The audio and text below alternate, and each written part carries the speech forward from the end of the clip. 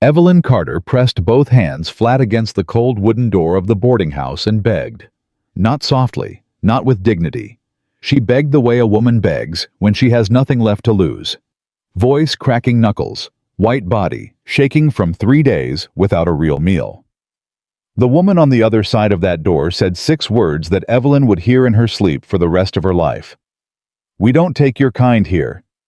The door slammed shut. Evelyn did not move for a long moment. Then she turned around and faced the empty street, and the only sound was the wind. If this story is already reaching into your chest, you are exactly where you belong. Subscribe to this channel right now.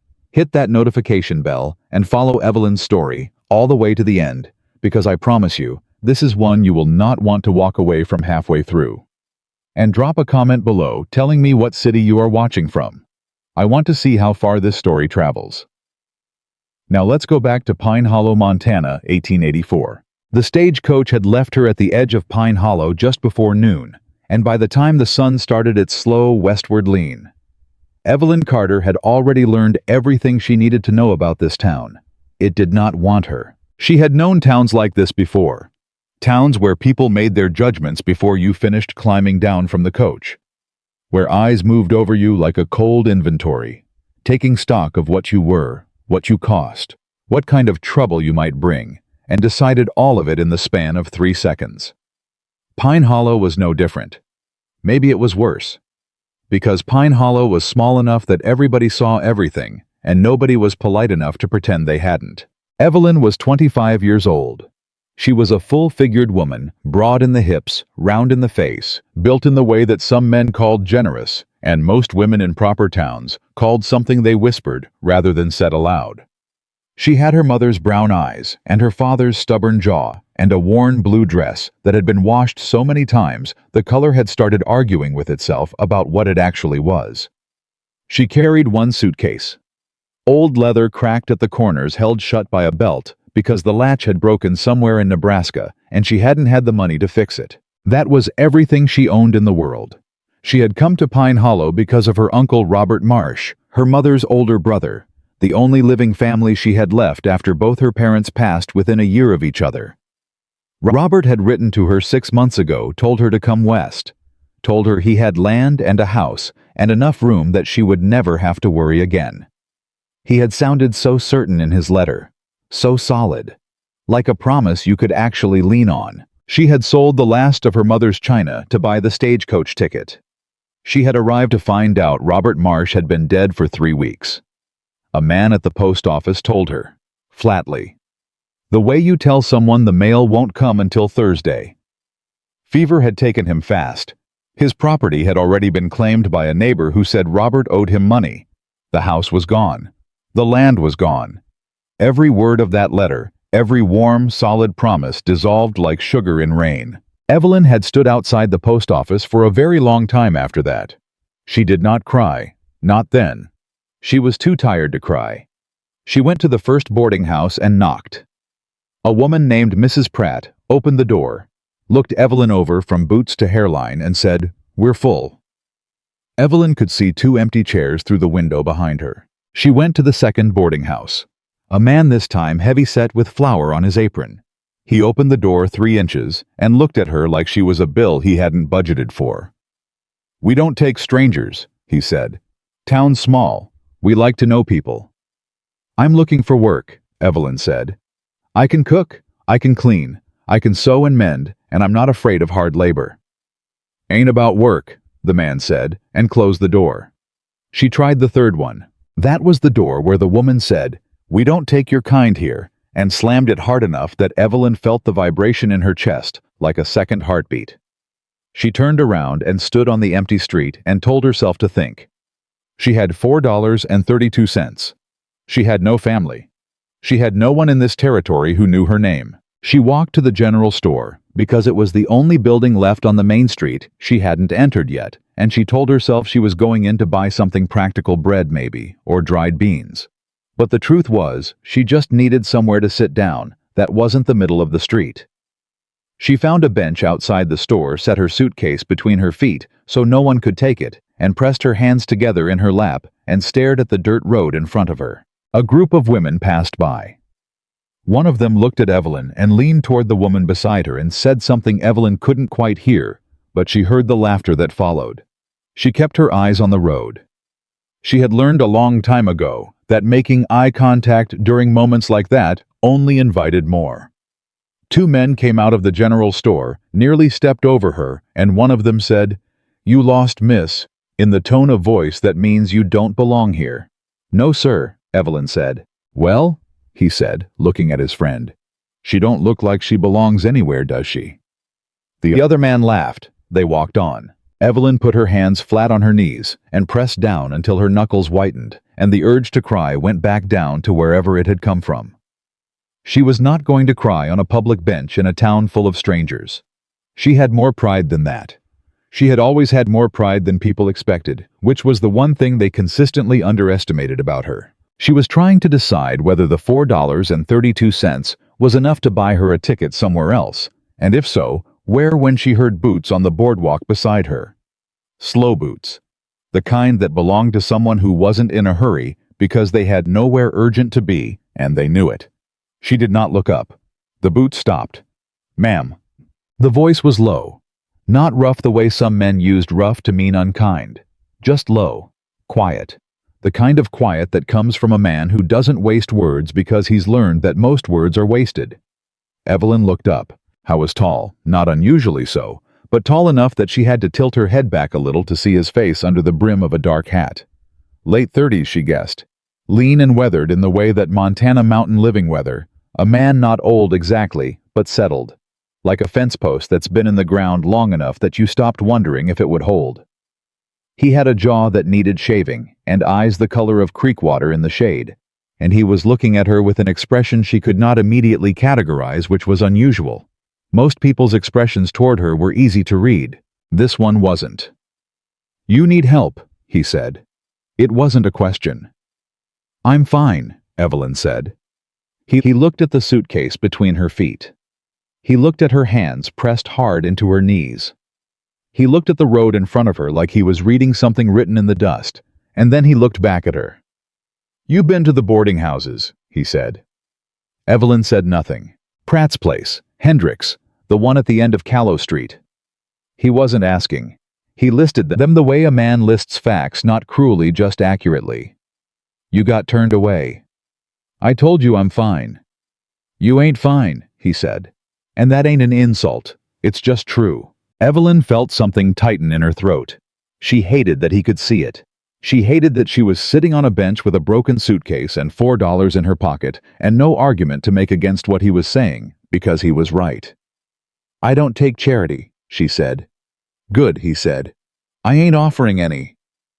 He reached up and tipped his hat back slightly so she could see his face better. Or maybe so he could see hers. "My name is Caleb Walker," he said. "I got a ranch about 4 miles north of here up toward the mountain pass.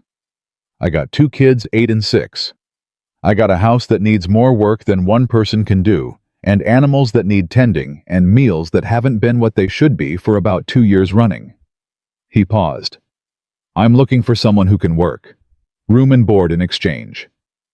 Evelyn stared at him. "Why?" she said. He blinked. "Why what? Why me?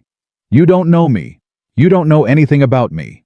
You just walked up to a stranger on a bench and offered her a job. Why?" Caleb Walker was quiet for a moment. He looked at the road again. Then he said, "Because you're sitting here with your hands pressed into your knees like you're trying to hold yourself together, and you haven't cried yet, and most people would have cried by now." He paused again. "That tells me something about who you are." Evelyn did not know what to say to that. Nobody had ever said anything like that to her before. The men in her life had always noticed other things about her first. Her size, her face, her use, or lack of it. And whatever was underneath all that came second, if it came at all. "I can cook," she finally said. "I can sew, mend, clean, tend animals, plant, and harvest a kitchen garden. I'm not afraid of early mornings or hard work." "I figured," Caleb said. "I won't be a burden." Something crossed his face, brief, like a word he almost said and pulled back. "No," he agreed.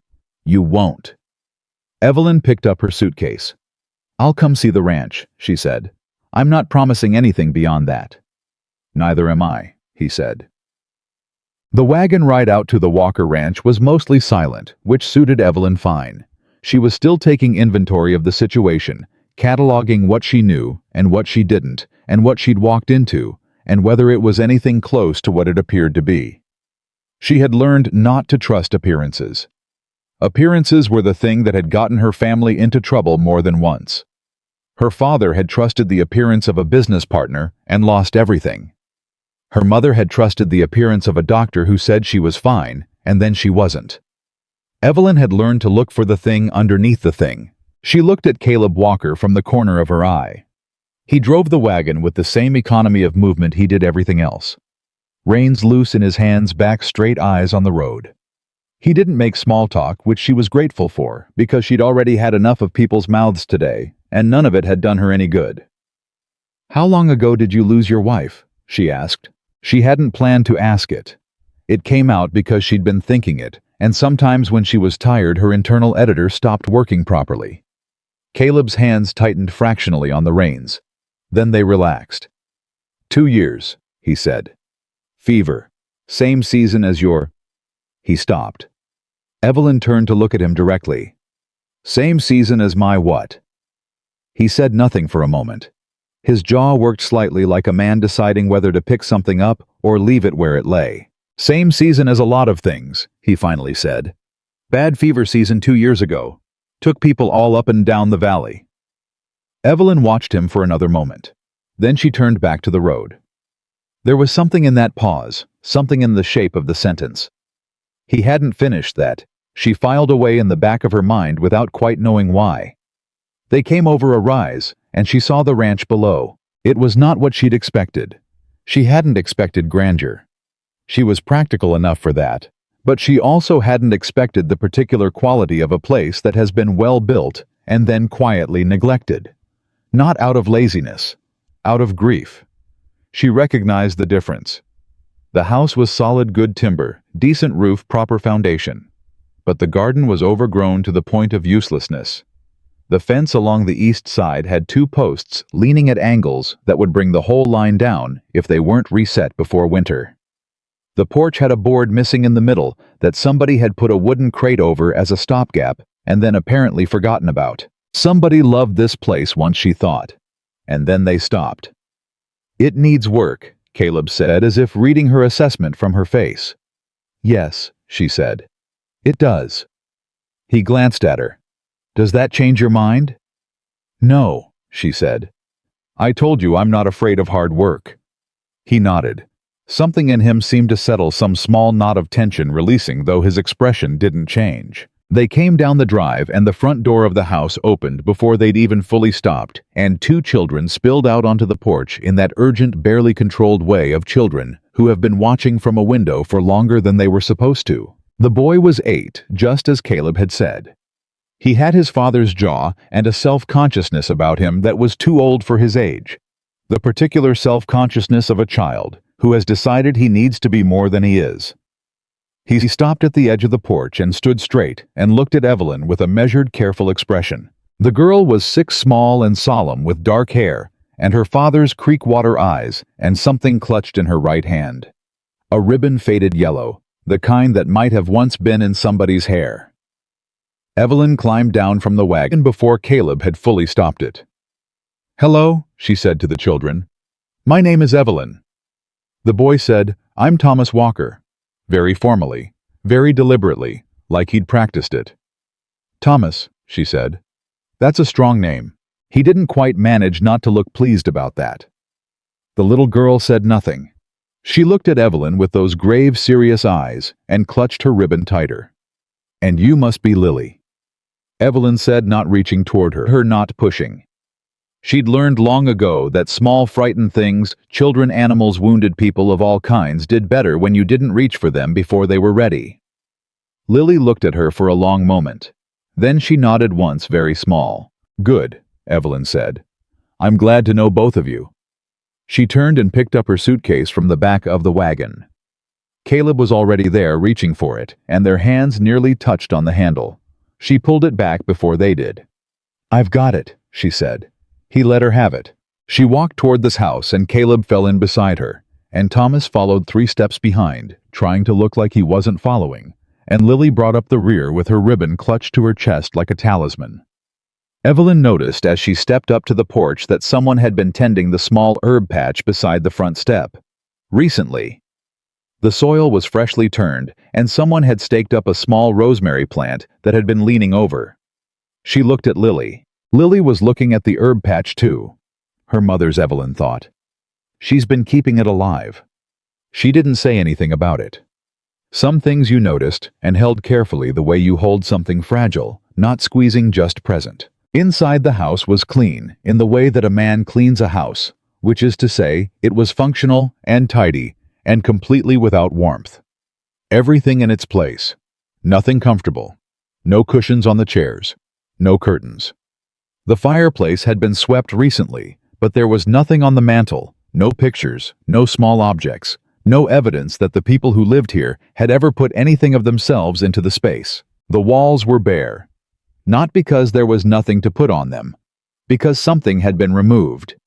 Evelyn understood without asking. She set her suitcase down beside the door and turned to Caleb. "Show me the kitchen," she said. The kitchen told her everything the rest of the house had only implied. There was food. Caleb was providing for his children, that much was clear. But it was bachelor's food. Dried beans, salt pork, cornmeal. The kind of diet that keeps a body alive and does nothing for a spirit. There was a cast iron skillet that hadn't been properly seasoned in what looked like 2 years. There was a bread tin with a crack in the handle that had been repaired with a strip of leather practically, but not elegantly. She found a jar of dried apple slices in the back of the pantry and held it up. "How long has this been here?" she asked. Caleb looked at it. "My wife put those up," he said. "Last summer before she—" He stopped. 2 falls ago. Evelyn set the jar down carefully on the counter. "Are there more apple trees?" she asked. 3 of them, Caleb said. "Out behind the east pasture." "Good," she said. "The season's not over yet. We can put up more." She said we without thinking about it. She noticed Caleb notice it. Neither of them commented. She turned around and found Thomas standing in the kitchen doorway, arms crossed, watching her with those 2 old eyes. "You ain't gonna last," he said. "Thomas." Caleb's voice was sharp. "It's all right," Evelyn said. She looked at Thomas directly. "Why do you say that?" Thomas lifted his chin. "We had a woman come last spring, said she'd help. She lasted 4 days and left, said the mountains were too lonesome." He paused. "Before her there was another one. She didn't even make it through the first night." "That must have been hard," Evelyn said. "For you and Lily both." Thomas blinked. He'd clearly expected argument, not acknowledgement. "Yeah," he said after a moment. "It was. I'm not going anywhere because of lonesome mountains," Evelyn said. "I came from Ohio. Everything there is flat. Lonesome looks different here, but I've known it my whole life. Mountains don't scare me." Thomas studied her for a long moment with those careful, measuring eyes. "What does scare you?" he asked. Evelyn thought about it. The honest answer, not the safe one. "Being useless," she said. "Having nothing to do and nothing to give. That scares me worse than anything." Something shifted in Thomas Walker's face. Very small, very quick. But she saw it. He uncrossed his arms. "The fence on the east side is falling down," he said. "Pa keeps saying he'll fix it, but he don't have time." "I know," she said. "I saw it coming in. We'll see about getting that sorted before the week's out." "You know how to fix fence." "My father taught me. He believed a girl ought to know how to do everything a boy could do just in case." She paused. He was right. Thomas nodded slowly, like a man considering a business proposition. "All right," he said, and walked away. Evelyn turned back to the kitchen. She was aware of Caleb standing just behind her right shoulder, not crowding her, just present, and she could feel him watching her, the way she'd felt him watching her since the wagon ride, with that same careful, unreadable quality. "You're good with him," he said quietly. "He's not difficult," she said, opening the pantry again to take better stock. "He's hurt, and he's compensating. That's not the same thing as difficult." A pause. "No," Caleb said. "It's not." She pulled out a sack of flour and set it on the counter. "I'm going to make biscuits for supper. Do you have lard? Second shelf left. Buttermilk. The cellar. Good." She tied her apron, the one she'd had in her suitcase, the one that had been her mother's before it was hers, and got to work. She heard Caleb behind her for another moment, then his boots on the floor heading toward the door, then the door opening. "Miss Carter," he said. She looked over her shoulder. Howe was standing in the doorway with his hat in his hand and the late afternoon light behind him, and for one moment he looked like something out of a story. Not her story. She told herself not yet, but somebody's. And his expression was the same careful, unreadable thing it had always been, except for something at the edges. "I'm glad you came," he said. "Whatever else happens, I'm glad."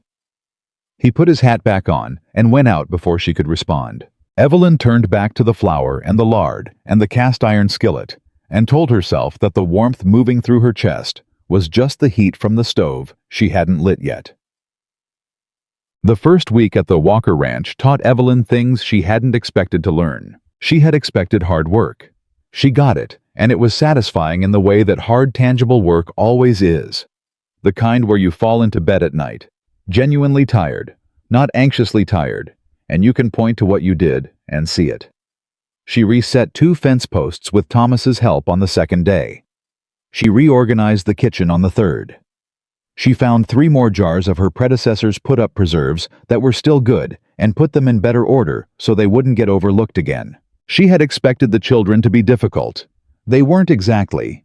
They were guarded, which was different, and guard came down at its own pace and couldn't be hurried. Thomas hovered around the edges of her work, ostensibly not interested, demonstrably present, and occasionally when he thought she wasn't watching, he helped. He had a natural mechanical aptitude that she recognized and made a point to mention directly, because she understood instinctively that this was a boy whose capabilities needed to be seen and named. "You've got a good eye for structure," she told him on the afternoon they were rebuilding the kitchen garden fence. "The angle you found on that corner post is better than what I would have done." Thomas went red to the ears and looked at the post and said, "It ain't nothing." "It's something," she said. "Everything done right is something." He didn't argue. He also didn't stop helping. Lily was quieter and more complex. She was present in the way of small things that have learned to make themselves small on purpose, always in the room, never in the way, always watching with those grave eyes, and always with that yellow ribbon. She didn't speak much, but she communicated with a precision that Evelyn found remarkable in a 6-year-old. She would stand in the kitchen doorway when Evelyn was cooking and watch with an intensity that after the first couple of days, Evelyn recognized for what it was. She was memorizing. She was watching everything Evelyn did and filing it away with the same careful preservation she gave to her mother's herb patch and her mother's ribbon. On the 4th evening, Lily came and stood beside Evelyn at the kitchen counter while she was making cornbread. She didn't say anything. She just stood there. Evelyn slid the mixing bowl 6 inches toward her. After a moment, Lily picked up the wooden spoon and began to stir. They made the cornbread together without speaking, and when it came out of the oven and Caleb came in from outside and said, "Smells good," Lily looked up at him and said very quietly, "I made it." Caleb looked at his daughter with an expression that broke open somewhere in the middle and then sealed back over so fast that if you weren't watching for it, you would have missed it. "Did you?" he said. "Evelyn showed me," Lily said. Then after a pause, "It's not hard. You just have to be patient." Caleb looked at Evelyn. Evelyn looked at the cornbread. "She's a natural," she said. What she hadn't expected in all her accounting of this arrangement was Caleb himself. She had prepared herself for a man who was practically minded, a little distant, respectful in the surface way that Western men were expected to be respectful, hat-tipping and mamming and keeping their distance. She had prepared herself for someone who saw her as a function rather than a person, because that was the experience she was most familiar with, and she had long ago stopped being surprised by it. Caleb Walker did not behave the way she had prepared herself for. I didn't talk much. That part was accurate, But when he talked, he paid attention in a way that was different from the performance of attention she was used to. He didn't look at the middle distance while she spoke, and then paraphrase back what she'd said to demonstrate that he'd been listening. He actually listened. He remembered things. On the 5th day, she mentioned offhandedly that she'd grown up with a large vegetable garden and had particular luck with root vegetables in rocky soil. And 3 days later, she found him clearing a patch of ground near the south side of the barn that caught good afternoon sun and had the right kind of drainage. "You're planning a garden," she said. "Figured it'd be useful," he said, not looking up from the shovel. "I told you once I liked root vegetables," she said. He did look up then. "I remember most things," he said simply, and went back to digging. She stood there for a moment with the odd, unnerving sensation of being genuinely heard, which was rarer in her experience than it should have been. She helped him clear the patch. In the evenings after the children were in bed, Caleb would sometimes sit on the porch, and Evelyn would sometimes sit in the chair just inside the open door where the lamp was better for sewing, and they would exist in the same space without the awkward performance of conversation. She found it comfortable in a way she hadn't expected and didn't entirely know how to account for. She was not accustomed to feeling comfortable. One evening he said without preamble, "You don't talk about your family." Evelyn kept her eyes on the mending in her lap. "Neither do you," she said. A pause. "Fair enough," he said. Another pause. "My wife's name was Clara," he said. She laughed a lot. The kids got their solemn from me. The laughing was all her." He stopped. "I don't say her name much. I probably should say it more." Evelyn set the mending down. "Clara," she said. Caleb looked at her. "Clara," she said again. "It's a good name, strong. It suits a woman who raised children who know how to love things." Caleb's jaw tightened, not from pain, or not only from pain. "Thank you," he said quietly. "My father's name was Joseph," she said. "My mother was Anne. They were good people. Not easy people, but good ones. My father believed in doing things right even when it cost him, which it usually did." She paused. "I got that from him. The stubborn part." Caleb made a sound that was very nearly a laugh. Not quite, but nearly. "I noticed," he said. "Is that a complaint?" "No," he said. "It ain't." By the end of the second week, Evelyn had made peace with the fact that she was not leaving soon. She told herself it was practical. She had nowhere else to go. She needed to save enough money to make a real plan, and the work here was honest, and the payment fair, room and board, and a small wage, and leaving too quickly would be impulsive, and she was not impulsive. She told herself all of that.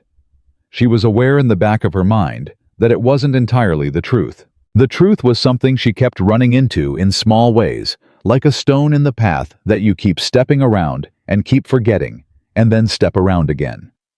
The truth was Lily's hand finding hers one afternoon when they were hanging laundry and holding on for exactly 3 seconds before letting go so quickly and quietly that it might have been accidental. The truth was Thomas on the 8th day saying, "Evelyn, come look at this," with the unself-conscious casualness of a child who has decided you're permanent. The truth was the way the whole house breathed differently now than it had in the first days, the way it felt inhabited, felt lived in, and she couldn't entirely account for when that had changed. And the truth was Caleb Walker, standing in the kitchen doorway one Sunday morning, watching her teach Lily to knead bread dough, and the look on his face when he thought no one was watching him.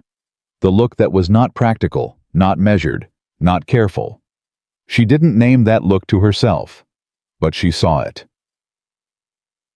It was on a Tuesday afternoon in the 3rd week that Evelyn found the box. She was not snooping. She needed to be clear about that, even just to herself. She was reorganizing the back room, the room Caleb used partly as a study and partly as a storage room, because the clutter had been bothering her since the first day, and Caleb had said casually that she could organize it however made sense to her. She had found the box in the back of the lowest shelf behind a stack of old account ledgers pushed so far back that it was nearly against the wall. It was a plain wooden box about the size of a hat box with a simple latch. Not locked. She almost left it alone. she would have left it alone. But the box shifted when she moved the ledgers, and the latch gave, and the lid came open, and she saw the top paper, and her own name stopped her completely. Carter. Her name. Her family name. Written in handwriting she didn't recognize on the top of a folded document. Her hands went cold. She picked up the document, then the one under it. Then the photograph at the bottom of the stack, faded and brown at the edges, but unmistakable. Unmistakable, because she had seen this photograph before, in a different version, in a different box, in a house in Ohio that no longer existed. Her father's face looked back at her, standing next to a younger version of Caleb Walker. Together. Evelyn sat down on the floor of the back room box in her lap, and stopped thinking for a full minute. Then she put the lid back on the box. She carried it out of the back room. She set it on the kitchen table. She went outside where Caleb was mending harness by the barn, and she said with a voice that was very quiet and very steady, because she had learned that the quieter and steadier you were, the more dangerous it was, and the more people listened. Caleb. He looked up. "I need you to come inside," she said, "and I need you to explain to me what you know about my father." Caleb Walker looked at her for a long, still moment, and what crossed his face then was not the careful, unreadable thing it always was. It was something else entirely. It was guilt. He set the harness down. He stood up. He said, "Evelyn, I was going to tell you." "Come inside," she said, "and start from the beginning." Caleb Walker did not move fast. That was the first thing Evelyn noticed, that he crossed the distance between the barn and the kitchen door with the deliberate, unhurried pace of a man who has been dreading a particular moment for a long time and has finally accepted that it has arrived. There was no surprise in his walk, no scrambling, just the quiet, heavy movement of a man walking towards something he cannot outrun any longer. He came through the door. He saw the box on the table. He pulled out a chair and sat down across from her, and he folded his hands on the table in front of him, the way a man folds his hands when he is trying to keep them still, and he looked at her. "How much did you read?" he asked. "Enough to know my father's name is on those papers," Evelyn said. "Enough to know that photograph didn't get into your back room by accident." She kept her voice level, kept her hands flat on the table. "So you tell me the rest." Caleb was quiet for a moment. Not stalling, she could feel the difference. He was organizing, deciding where to start. "I knew your father," he said. The words landed in the room like stones dropped into still water. "For how long?" Evelyn said. 6 years, maybe 7. He paused. "We met on a cattle drive the summer of 1877. He was driving out of Missouri. I was coming back from Wyoming. We rode the same stretch of trail for about 3 weeks, and your father was the kind of man you didn't forget after 3 weeks." Something moved briefly in Caleb's expression, not grief exactly, but the cousin of it. "He talked about you." Evelyn's hands pressed harder into the table. "He talked about you the way a man talks about the thing he's most proud of in his life," Caleb said. "Not to show off, just because it came up naturally the way real things do. He'd mention something and he'd say, 'My Evelyn would say the same thing,' or 'My Evelyn did something like that once,' and every time it was like he was turning over something valuable in his hands and looking at it in the light." "Don't," Evelyn said. Caleb stopped. "Don't make it sound like something beautiful right now," she said. "Tell me why there are documents with my name on them in your house. Tell me what you knew and when you knew it." Caleb nodded slowly. He unfolded his hands and then refolded them differently. "The last time I saw your father was the winter of 1882, he said. "He came through Pine Hollow on his way farther north. He was looking at land, he said, trying to find somewhere to get a fresh start. He was sick, Evelyn. I could see it even then, though he wouldn't name it. We sat up late talking, and he told me about you, where you were, what you were doing." Caleb's jaw tightened. "He said he was worried about you, that you didn't have anyone out east who would look after you properly, that your Uncle Robert had written and invited you, but Robert was—" He paused. "Robert wasn't reliable. Joseph knew that." Evelyn's breath caught so slightly it was barely a sound. "He knew Robert wasn't reliable," she said. "He suspected it," Caleb said carefully. "He couldn't be certain. But he was worried that if something happened to Robert, you'd come west anyway because you wouldn't have anywhere else to go, because that's what you do when you're out of options, and you'd arrive, and there'd be nothing. He looked at her steadily. He asked me to watch for you. The silence that followed that sentence was the kind that has weight. He asked you, Evelyn said. He asked me, Caleb said. He said if my girl comes through Pine Hollow and she's alone, I need you to make sure she has somewhere safe to be. And I said yes, because it was your father asking, and there was no version of that conversation where I said no. Evelyn stood up. She walked to the window and stood with her back to him, because she needed a moment where he couldn't see her face. He died 4 months after that visit, she said. I know, Caleb said quietly. I heard. And you've known I was coming. I didn't know when. I didn't know for certain you'd come at all. You might have found somewhere to stay in Ohio. You might have found work. You might have... He stopped. I just kept the agreement. That was all. When you walked into Pine Hollow, I recognized you from the photograph he left me. I went to the general store because I knew that's where the stage dropped passengers, and I waited. Evelyn turned around. You waited, she said. Yes. On that bench. Yes. Something shifted in her chest. Not softening. Not yet.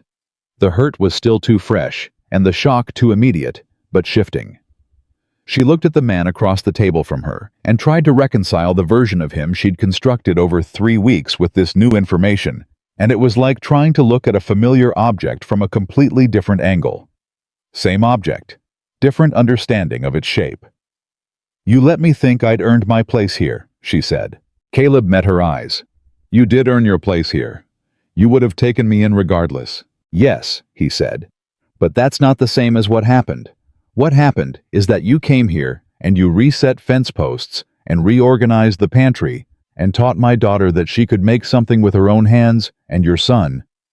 He stopped, corrected himself. And Thomas looked at you on the first day like you were something he was deciding whether to trust, and by the end of the first week, he stopped deciding and just trusted you. He leaned forward slightly. You didn't get that by being a charity case. You got that by being who you are. You should have told me, Evelyn said. Yes, he said. I should have. Why didn't you? The question sat between them. Caleb looked at her for a long moment and then looked down at his hands. Because I thought if you knew the arrangement wasn't accidental, you'd think that was all it was. An arrangement. And I didn't want you to think that. Evelyn stared at him. Because it isn't, he said. Not anymore. Maybe it was those first minutes on that bench, but not anymore. He looked up. And I knew if you thought it was only a promise I was keeping, you'd leave. Because you're the kind of person who can't stand the idea that someone helped you for any reason other than your own worth. He paused. I wasn't wrong about that, was I? Evelyn opened her mouth, closed it, turned back to the window. I wasn't wrong. That was the thing she could not immediately argue with. He was not wrong, and she hated that he had seen that about her clearly enough to name it, and she hated more that she was standing in his kitchen with his box on his table, and her father's face in a photograph she hadn't seen in 2 years, and all she wanted to do was be angry, because anger was cleaner than everything else she was feeling. I need to think, she said. All right, he said. I need you to leave me alone for a while. All right, he said again. She heard the chair push back. She heard his boots on the floor. She heard the door. Evelyn, he said. She didn't turn around. Whatever you decide, he said. Whatever you decide to do. I meant what I said to your father. You have a place here. That doesn't go away because you're angry at me. Then the door opened and closed, and she was alone. She stood at the window for a long time. Then she sat down at the table, opened the box, and read every document carefully from the beginning. Her father's handwriting was in the margins of 2 of them. Small notes. Practical notes. Dates. Dates names a short description of the route from Ohio. The kind of notes a man makes when he is making a plan for someone he loves. The kind of notes that take time to write, that take thought. She pressed her palm flat over his handwriting and held it there. Papa, she whispered to no one. You had no right to do this without telling me. But even as she said it, she knew that wasn't the whole truth. The whole truth was, you did this because you knew me. You knew I would never accept help if I thought it was offered out of pity. So you disguised it as a coincidence. You made it look like fate. She laughed very briefly in a way that was not entirely a laugh. Her father had known her better than anyone alive. And apparently, he had known Caleb Walker well enough to trust him with the most important thing he had left in the world. She looked at the photograph again.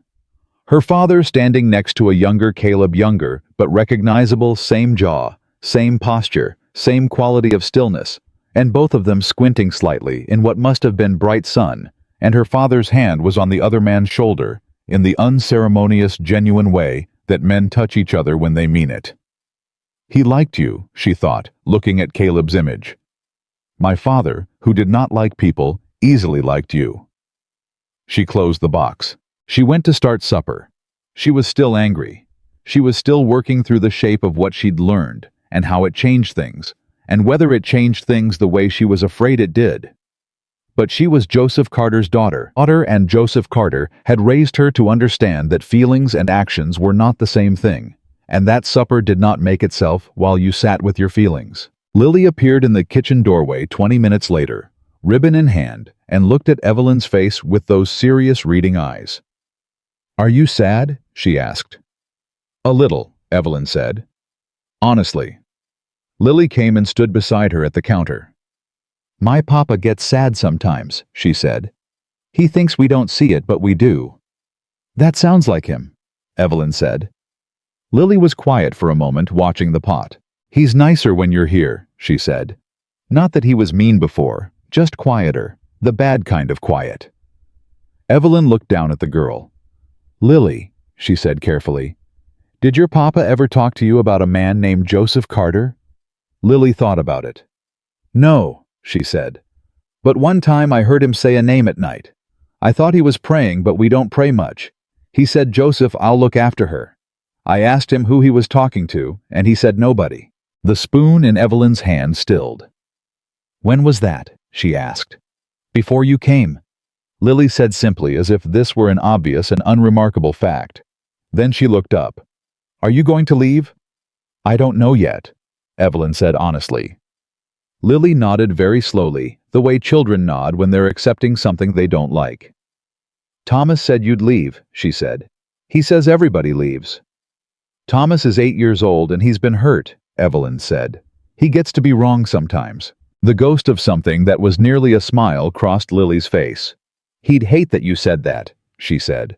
I know, Evelyn said. Don't tell him. Caleb did not come in for supper at the usual time. Thomas and Lily ate, and looked at the empty chair at the head of the table, and didn't comment, which told Evelyn this was not unprecedented. He sometimes stayed out. She put a plate aside and covered it with a cloth. Thomas ate with the careful, methodical efficiency he applied to everything, and then looked at her across the table. Pa's at the south pasture fence, he said.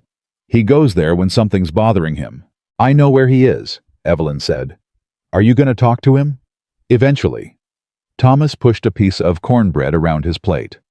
Whatever he did, he said with the studied nonchalance of a child trying to be neutral, he probably had a reason. Evelyn looked at him. I know that too. He's not a bad man, Thomas said, still not looking at her. I know it seems like he does things without explaining himself. He's always done that. Mama said it was because he thought everything was obvious and didn't realize it wasn't. He paused.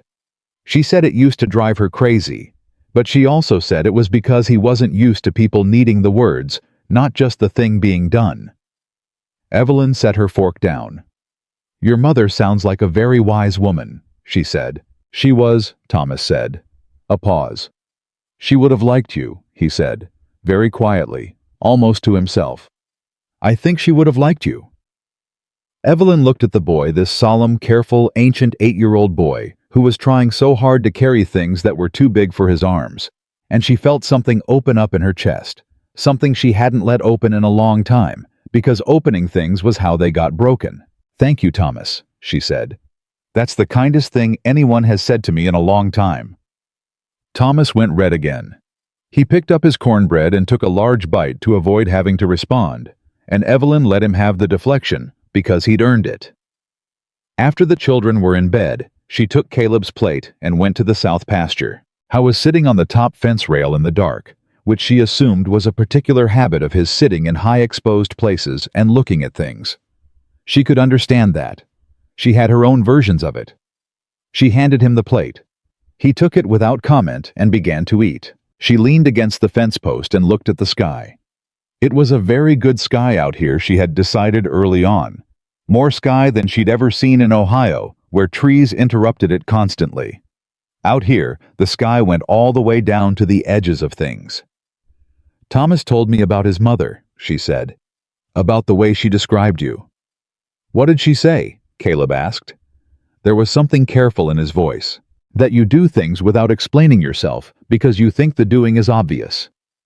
He was quiet for a moment. That does sound like Clara, he said. She also apparently thought it drove her crazy. It did, he said. We had words about it more than once. A pause. She was right. I'm not angry at you anymore, Evelyn said. He went still. I'm still. She searched for the honest word. Processing. What you told me. What it means. What my father was thinking, and why he didn't write to me about it directly. She paused. But angry isn't the right word for where I am now. All right, Caleb said. I want you to understand that I'm not staying because of the arrangement my father made with you, she said. Whatever I do next, I do because I choose it, not because my father arranged it. I understand that, he said. Good. She looked up at the sky. He knew you well. Better than I knew myself, maybe, Caleb said. Your father had a way of seeing through things, through to what was real underneath. I know, she said. He did that to me too. It was uncomfortable. Caleb made that sound again, the not-quite laugh that was starting to feel like its own kind of language. What was he like? Caleb asked. At the end, when you last saw him. Evelyn thought about it. Smaller than I remembered, she said. The way people get smaller when they're sick, not just physically but in the room, like they're already starting to be somewhere else. She paused. But his eyes were the same. He always had very direct eyes. He looked at you like he was reading you, but kindly, like he was looking for the best in what he saw and mostly finding it. She stopped. He told me before I left that last time that he'd always believed I was stronger than I thought I was. I argued with him. He said, Evelyn, don't argue with me about this. I've known you since before you knew yourself. And then he made me promise to remember it. She stopped again. I forgot. The way you forget things when they cost too much to remember. Caleb had stopped eating. He set the plate down on the fence rail beside him. He said the same kind of thing to me, he said quietly. About you. He said, she'll try to convince everyone she doesn't need anything. Don't let her, not all the way. Evelyn laughed short and sharp and real. That sounds exactly like him. He was a specific man, Caleb said. The most specific man I've ever known, she said. They were quiet for a while. The kind of quiet that had changed its quality from what it was an hour ago. Less tense, more settled, like air after a storm, when things are still wet, but the wind has gone. I read all the documents, Evelyn said. I figured. He left you a letter too. I didn't read that one. She paused. It was addressed to you. I left it in the box. She heard Caleb take a breath. Thank you, he said. What does it say? She asked. I've read it enough times, I've got most of it, he said. He told me, he said, she's going to fight you. Every step of the way, she's going to try to convince you she's fine, and she doesn't need help, and you ought to just let her go on alone. Don't let her. Not because she can't survive alone, she can, and she will if she has to, but because surviving alone isn't living. She deserves to live. A pause. Those were his words. Evelyn pressed her palm against the fence post. He knew me too well, she said. He loved you too well, Caleb said. There's a difference. She looked at him. He was looking at the sky with the same quality of attention he gave everything steady and complete and present. And she thought about what Thomas had said, that his mother would have liked her. And she thought about what Lily had said, that the house was quieter, the bad way before she came. And she thought about her father writing the same truth down in a letter to a man he trusted because he couldn't be there himself to say it. She thought about surviving and living and the distance between them. "I'm going to stay," she said. Caleb didn't move, didn't turn.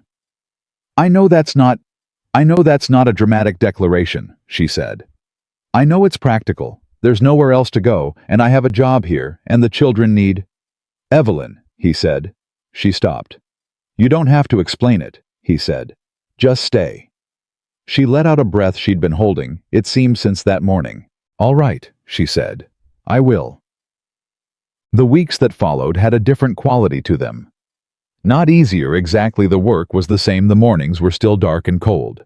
The fence still needed tending, and the garden still needed coaxing, and Thomas still challenged her at every fifth turn just to see if she'd hold her ground, which she always did. But the dynamic between her and Caleb had shifted in the way that things shift when a hidden thing is finally brought into the open air. Like a room where a window has been opened for the first time.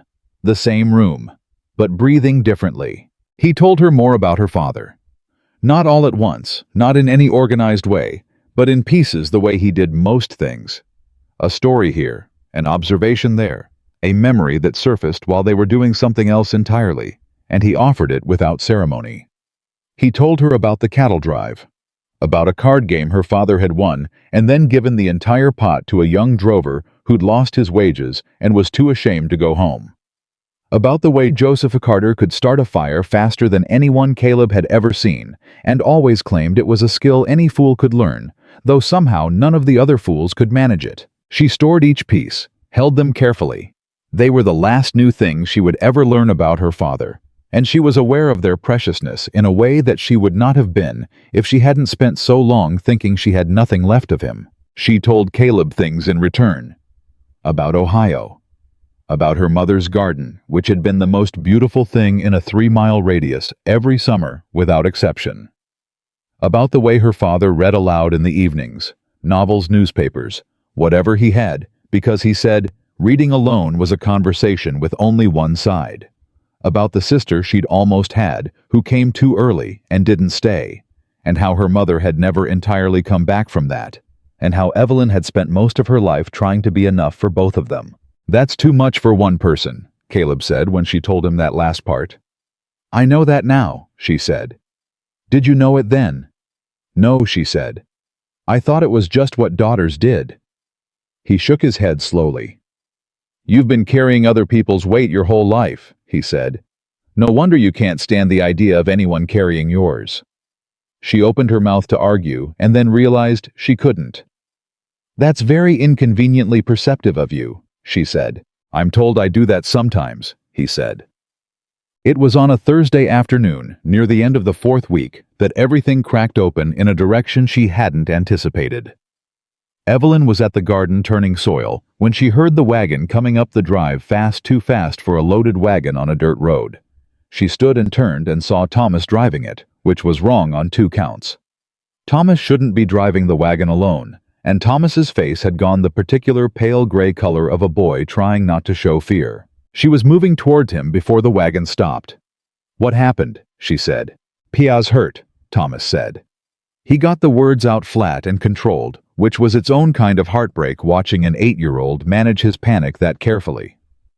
"The north pasture. He was moving the bull to the other field, and there's a fence down, and he tried to—" He stopped. "He's not bad, Evelyn. He said to tell you he's not bad. But he can't ride and the horse is spooked and I can't—" The control slipped just slightly. "I couldn't lift him." "Get in the back," Evelyn said, already moving for the driver's seat. "Show me where."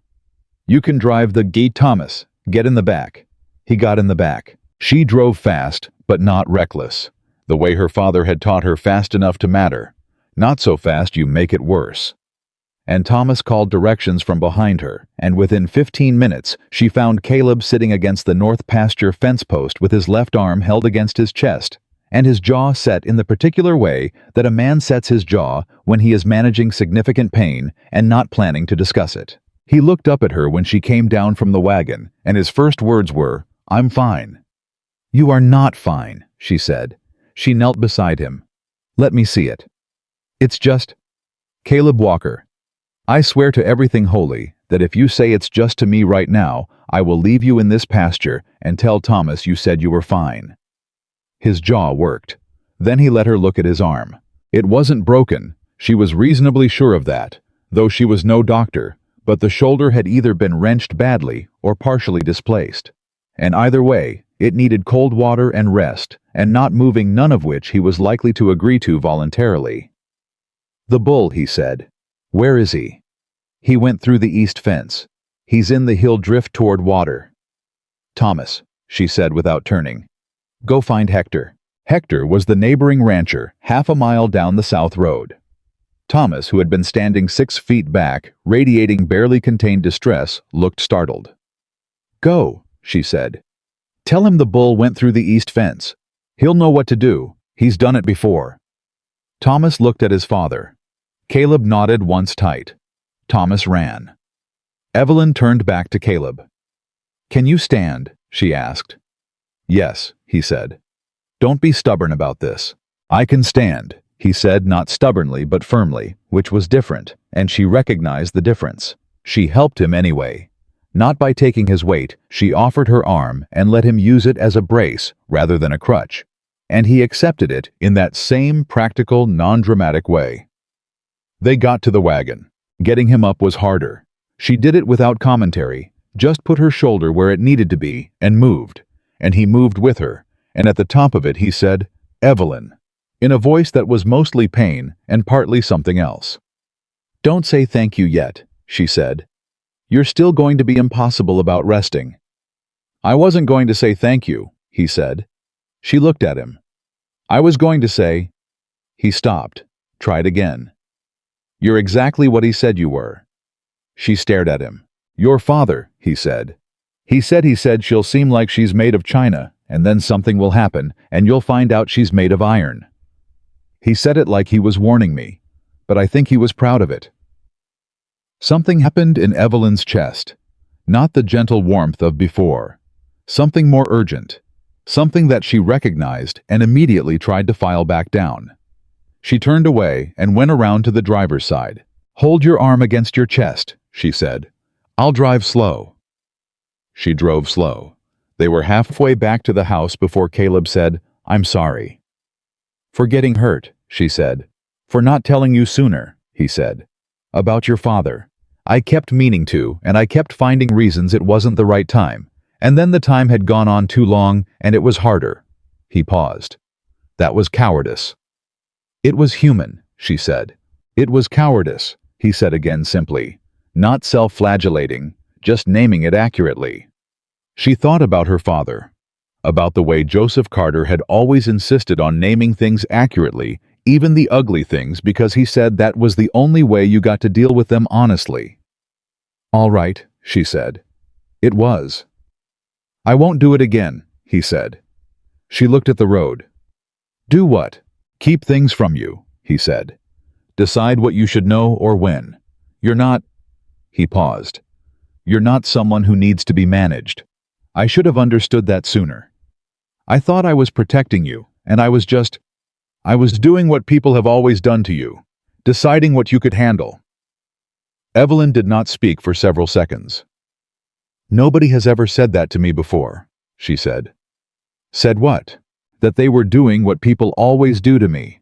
Most people don't see the pattern." "I see it," he said. "I'm not proud that I was part of it." She brought the wagon to a stop in front of the house. She sat for a moment without getting down, hands loose on the reins, looking at the front porch, at the herb patch, beside the step that Lily had kept alive at the board, that had been replaced where the crate used to be, because she had replaced it on the second week. "My father trusted you," she said. "He didn't trust people easily. He trusted you." She paused. "That means something to me." "I hope to deserve it," Caleb said. She got down from the wagon. She went around to his side and held up her arm, and he used it to climb down, and when he was down, she stepped back and looked at him, weathered and dusty and favoring his left arm, and looking at her with that expression that was no longer entirely unreadable. "Come inside," she said. "I'll see to your arm." Evelyn. "Come inside, Caleb." He came inside. Lily was at the table with her ribbon, and when she saw her father's arm, she made a small sound and came quickly to his other side and put her small hand in his.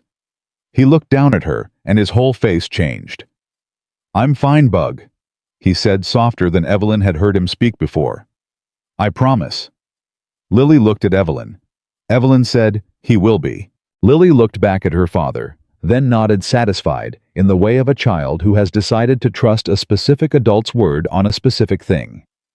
Evelyn got the cold cloth and the linen strips, and she sat across from Caleb at the kitchen table and worked on his arm, and he sat still and let her, and neither of them spoke much, and the house was full of the small sounds of a place where people were learning to take care of each other. Thomas came back after dark with Hector, who said the bull had been recovered and the fence was patched well enough to hold until morning, and Hector looked around the kitchen at Caleb's strapped arm, and Lily doing her reading lesson at the table, and Evelyn at the stove, and said, "Well, Walker, looks like things are coming along," with a tone of such deliberate understatement that Caleb said, "Shut up, Hector," and Hector laughed and took the coffee Evelyn offered him and sat down and told a long story about a bull he'd once lost that had wandered 6 miles south and been found in a churchyard in the middle of Sunday service, and Thomas laughed genuinely fully in the way that 8-year-olds laugh when something strikes them as purely funny, and they've forgotten for a moment to be careful. Evelyn stood at the stove and listened to that laugh, and felt something in her own chest unlock very quietly, like a latch that has been stiff for too long and finally gives. She did not name it, but she held it. Later that night, after Hector had gone and the children were in bed, she sat in the doorway chair with her mending, and Caleb sat on the porch with his arm, and neither of them needed to fill the silence with anything. After a while, Caleb said, "Thank you, for today. I told you not to say that yet," she said. "You said don't say it before we got to the house," he said. "We're well past the house now." She looked up from her mending.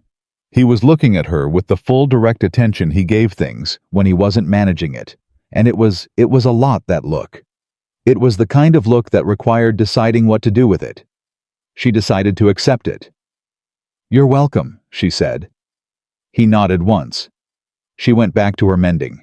The mountain wind moved through the pines beyond the pasture, and somewhere in the dark, one of the horses shifted and settled, and the lamp on the porch gave its small circle of light, and Evelyn Carter sat in the doorway of a house that was becoming slowly, stubbornly, without announcement, the most real place she had ever been. She did not know yet what was waiting ahead of them.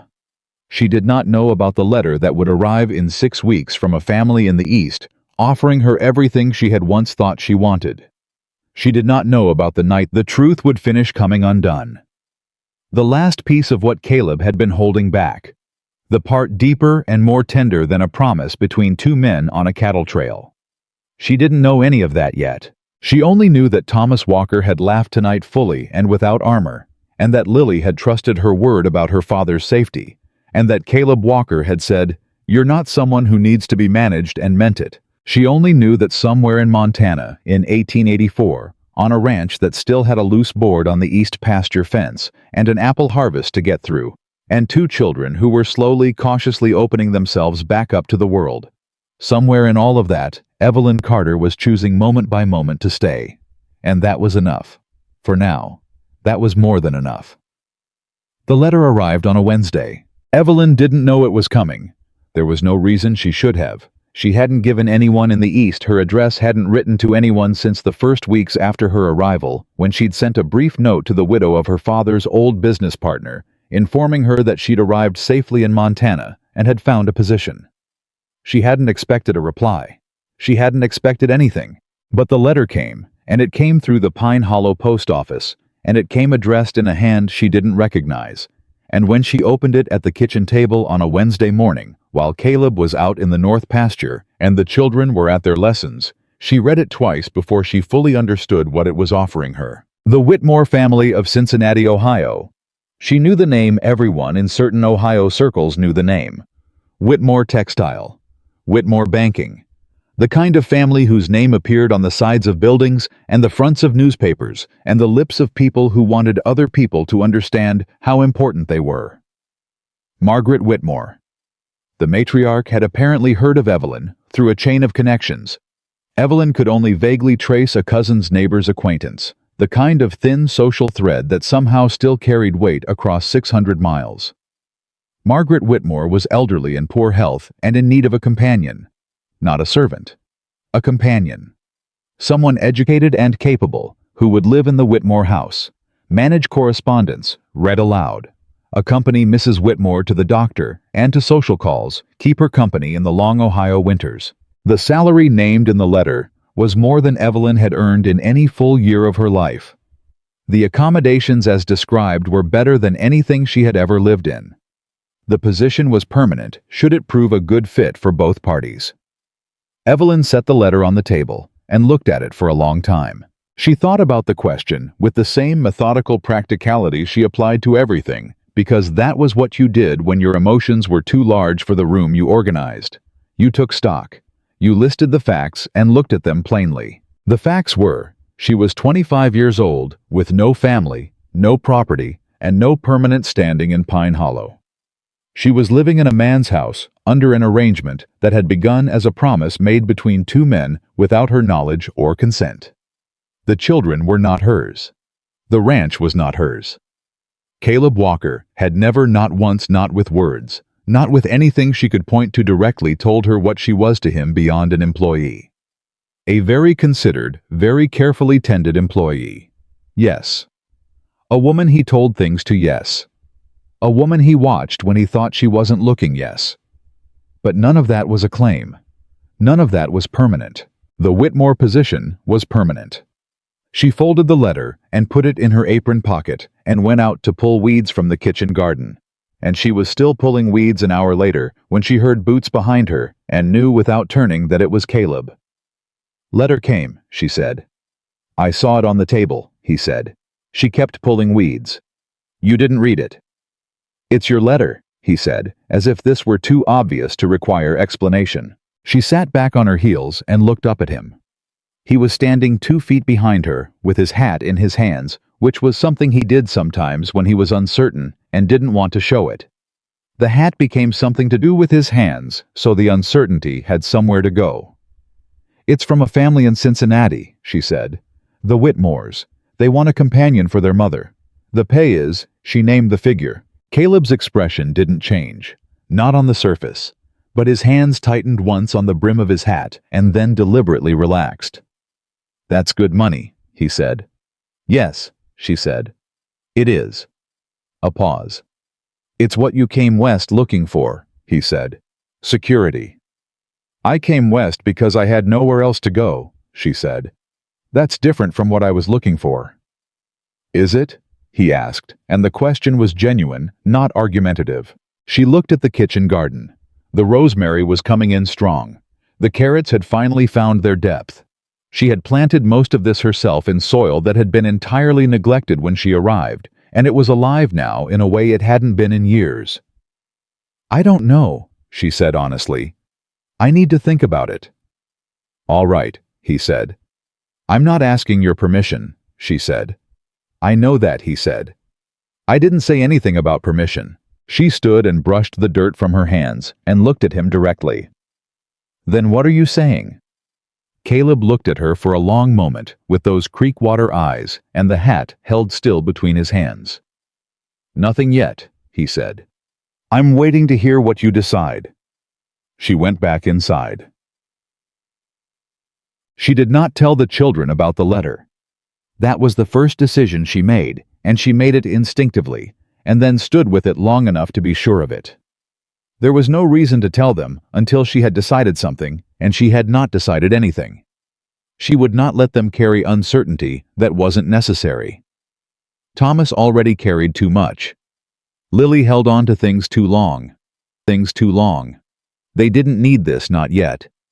What she did instead was watch. She watched Thomas on Thursday evening, bent over his arithmetic at the kitchen table, with his brow furrowed and his pencil gripped too tight, and every few minutes he would look up and check that she was still in the room before looking back down. He didn't know he was doing it.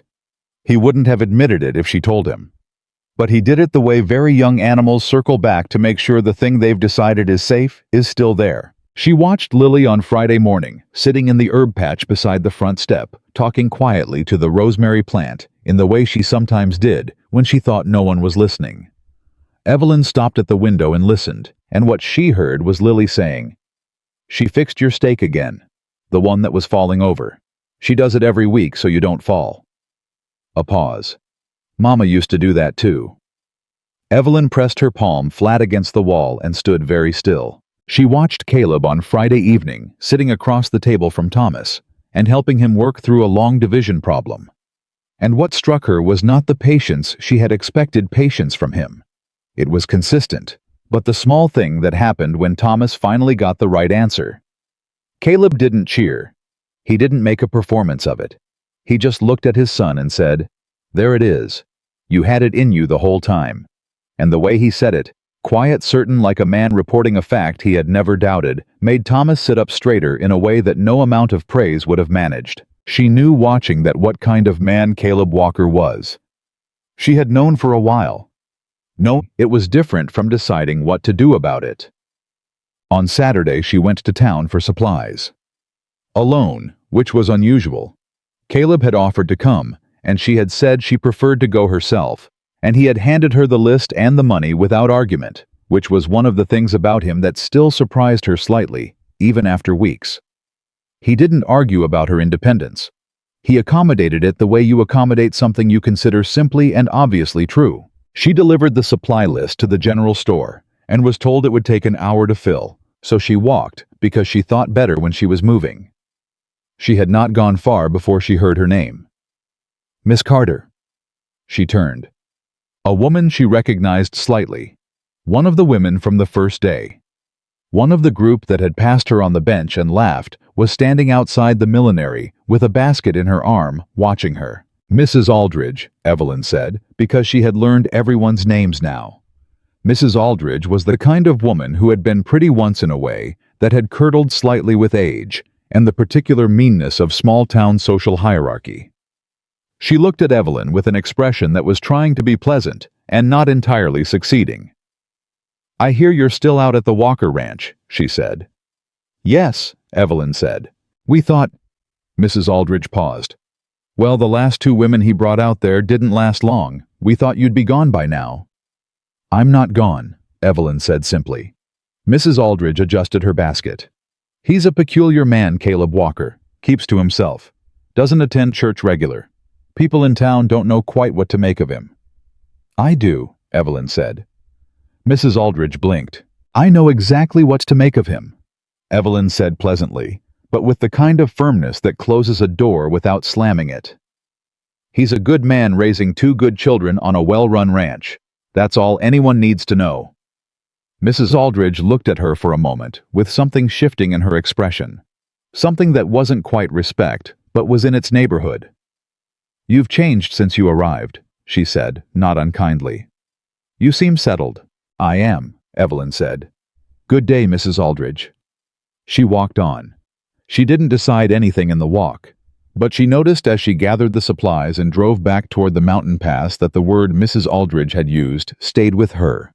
Settled. Not trapped. Not resigned. Settled the way a foundation settles when it's properly laid, when the weight above it is distributed right. She had not felt settled in a very long time before this. She had not felt it since her father was alive. She told Caleb about the letter that evening. Fully, not just the summary she'd given him before she read him the relevant parts.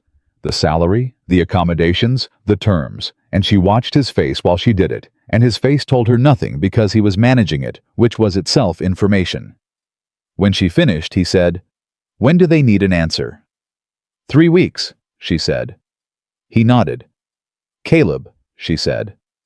He looked at her. "Say something," she said. "Not about what you think I should do. Something real."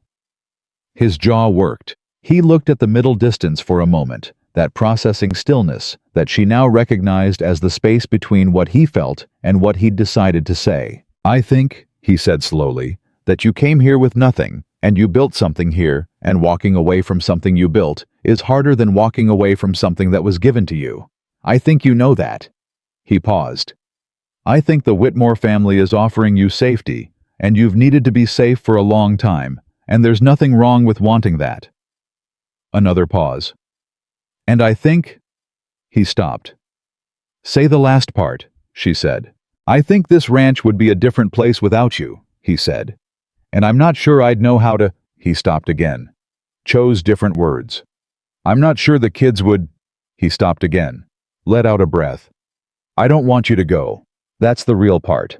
That's what you asked for." The kitchen was very quiet. "That's the first time you've said that," she said. "I know," he said. "You should have said it sooner," she said, not as an accusation, but as a fact in the same way he'd named his own cowardice accurately. "I know that too," he said. She looked at her hands, then at him. "I haven't decided yet," she said. "All right," he said. "But you saying it—" She paused. "It matters. It's one of the things that matters." He held her gaze. "What are the other things?" She almost smiled. "I'm still making the list." The storm came that Sunday night with no warning worth naming, a Montana summer storm that went from distant rumble to full fury in 40 minutes and hit the Walker Ranch like a statement of intent. Evelyn woke to the sound of something crashing in the yard and the children's voices through the wall and Caleb's boots already on the floor before she had fully registered what was happening. She was dressed and out of her room in 2 minutes. Caleb was already at the door. "Stay inside with the kids," he said. "Where are you going?" "The barn roof. I heard the east panel." "You can't go up on a barn roof in this storm," she said. "The horses will panic if the roof starts tearing," he said with the patient tone of a man explaining something to someone he'd prefer was listening. "A panicked horse in a confined space can break its own leg, or someone else's." "Then I'm coming with you," she said. "Evelyn." "Thomas," she called over her shoulder. Thomas appeared in the hallway, pale but composed. "Stay with your sister," Evelyn said. "Don't open any doors. We'll be back in 20 minutes. Thomas looked at her, then at his father. "Be careful," he said to both of them, not to his father alone, both. They went out. The storm was everything the mountains could make it. The wind coming from 3 directions at once, the rain horizontal. The darkness cut only by lightning that showed the yard in brilliant disorienting flashes. Evelyn went left toward the barn wall where the rope coil was kept and grabbed it, while Caleb went ahead. And when he shouted instructions up at the roof, she was already there holding the baseline the way he told her. And when the east panel gave a shriek of protest, and Caleb got a hand on the frame, he said, "Hold it steady," and she held it steady. It took 35 minutes. When they came back into the house, they were both soaked to the bone, and Lily was standing in the kitchen in her nightgown, with a lamp held in both hands like an offering. And when she saw them, she let out a breath so large it seemed too big for her small body. "I made tea," she said, as if this explained everything. Evelyn looked at the small pot sitting on the edge of the warm stove. "You did," she said. "Thomas told me not to," Lily said. "He said I'd burn myself." "Did you?" "No," Lily said with 6-year-old dignity. "I was careful." Thomas appeared from the hallway, arms crossed, looking at his sister, with the expression of someone whose advice has been correctly ignored and who is being adult about it. "It's good tea," he said finally. "I tried it." Caleb made a sound that was entirely a laugh. This time, not the almost, not the nearly, but the real thing, rough and sudden and brief, like something that surprised him. He looked at his son and his daughter standing in the lamplight with their serious faces and their small acts of care, and something in his face did the thing it did, cracked open and sealed over in the span of a breath. "Thank you," he said to both of them. "Both of you." Lily poured the tea with the solemn concentration of a surgeon. They sat around the kitchen table while the storm hammered the roof and drank tea that was only slightly oversteeped, and nobody talked much. And it was exactly the kind of ordinary that Evelyn had never let herself want too specifically, because wanting specific things was how you got your heart broken by their absence. She looked at the 4 of them around the table. The lamplight. The storm outside. the small, imperfect household that was in this moment entirely sufficient. She thought, I am going to have to make a decision. And I think I already know what it is, but I'm not ready to say it yet. She drank her tea. 3 days later, on a Tuesday morning, the second thing she hadn't expected arrived in Pine Hollow. Not a letter this time. A person. She was in the kitchen when she heard the wagon, and when she looked out, she saw a man she didn't recognize climbing down city clothes, good boots, the particular self-presentation of someone who is accustomed to being taken seriously and has dressed accordingly. He looked at the house with the assessing eye of a man doing an appraisal. Evelyn wiped her hands and went to the door. "Can I help you?" she said. The man turned and looked at her with the faintly surprised expression of a man who expected someone different to answer the door. "I'm looking for Miss Evelyn Carter," he said. "You found her," Evelyn said. "My name is Gerald Whitmore," he said. "I've come on behalf of my mother, Margaret Whitmore of Cincinnati. You received her letter." Evelyn looked at him. "I received it. She asked me to come personally," Gerald Whitmore said. "She wanted you to understand that the offer is serious and that she's prepared to be very accommodating in terms of negotiating the particulars. She's very eager to have someone of your—" He paused, recalibrated. "Of your competence in the position." Evelyn stood in the doorway and looked at Gerald Whitmore and understood in the particular way you understand things when someone travels 600 miles to make their case in person. That the offer was real, that the Whitmore family wanted her specifically, that this was not a general advertisement for a companion, but a targeted recruitment. Which meant someone who knew her had recommended her. Which meant something that she couldn't entirely trace, but that she would think about later. "Come in," she said. "I'll make coffee." Gerald Whitmore came in and sat at the kitchen table and looked around with the politely arranged face of a city man in a frontier kitchen. And Evelyn made coffee and set it in front of him and sat across the table with her hands folded, and he laid out the terms. The terms were better than the letter had indicated. Significantly better. A private room. A personal household allowance. 2 months paid holiday per year. Full management of the Whitmore household correspondence and social calendar, which, given the Whitmore family's social standing, was not insignificant work, and would put Evelyn in contact with the kind of people and opportunities that did not appear in Pine Hollow, Montana. Gerald Whitmore talked for 20 minutes. Evelyn listened. When he was finished, she said, "Mr. Whitmore, how did your mother hear about me specifically?" He hesitated. "A recommendation." "From whom?" Another hesitation. "A lawyer named Stanton in Columbus. He handles some of our Ohio properties. He said he'd known your father." Something went cold and precise in Evelyn's chest. "Stanton," she said. "You know him." "My father knew him," she said carefully. "They had a business arrangement some years ago." She looked at Gerald Whitmore directly. "Did your mother's lawyer tell you anything about that arrangement?" Gerald Whitmore looked slightly uncomfortable. "He mentioned there had been some financial dispute, but that had nothing to do with—" "Mr. Whitmore," Evelyn said.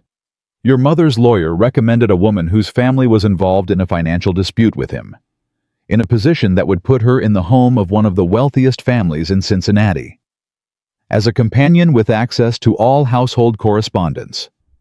She paused and let the silence do its work. "Do you see why I might find that arrangement worth examining?" The room was very quiet. Gerald Whitmore's face had gone through 3 distinct expressions in the span of 5 seconds. He started. "I'm not accusing anyone of anything," Evelyn said, which was not entirely true, but she was her father's daughter, and she had learned that the words, "I'm not accusing anyone," were sometimes necessary to keep the conversation going long enough to get to the truth. "I'm simply asking questions, because I'm a careful person." Gerald Whitmore set down his coffee cup. "Miss Carter," he said slowly, "I don't think my mother's motives are what you're implying. She is genuinely in poor health and genuinely in need of companionship.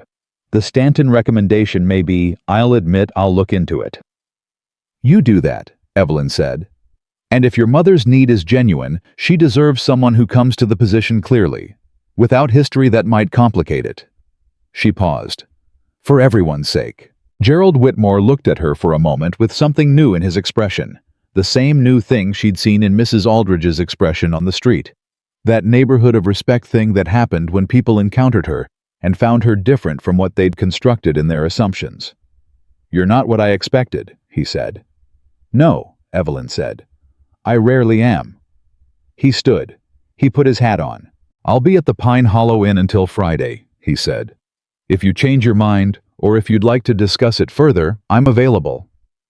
"Thank you," she said, and meant it. Not for the offer. For the truth of it, the partial truth she'd shaken loose from the careful presentation of it. She walked him to the door. He climbed back into his wagon. She watched him go down the drive. She was still standing in the doorway when Caleb came around the corner of the barn and saw the departing wagon and came toward the house with his eyes on her face, reading whatever was there. "Who was that?" he said. "Gerald Whitmore," she said. "He came to make the offer in person."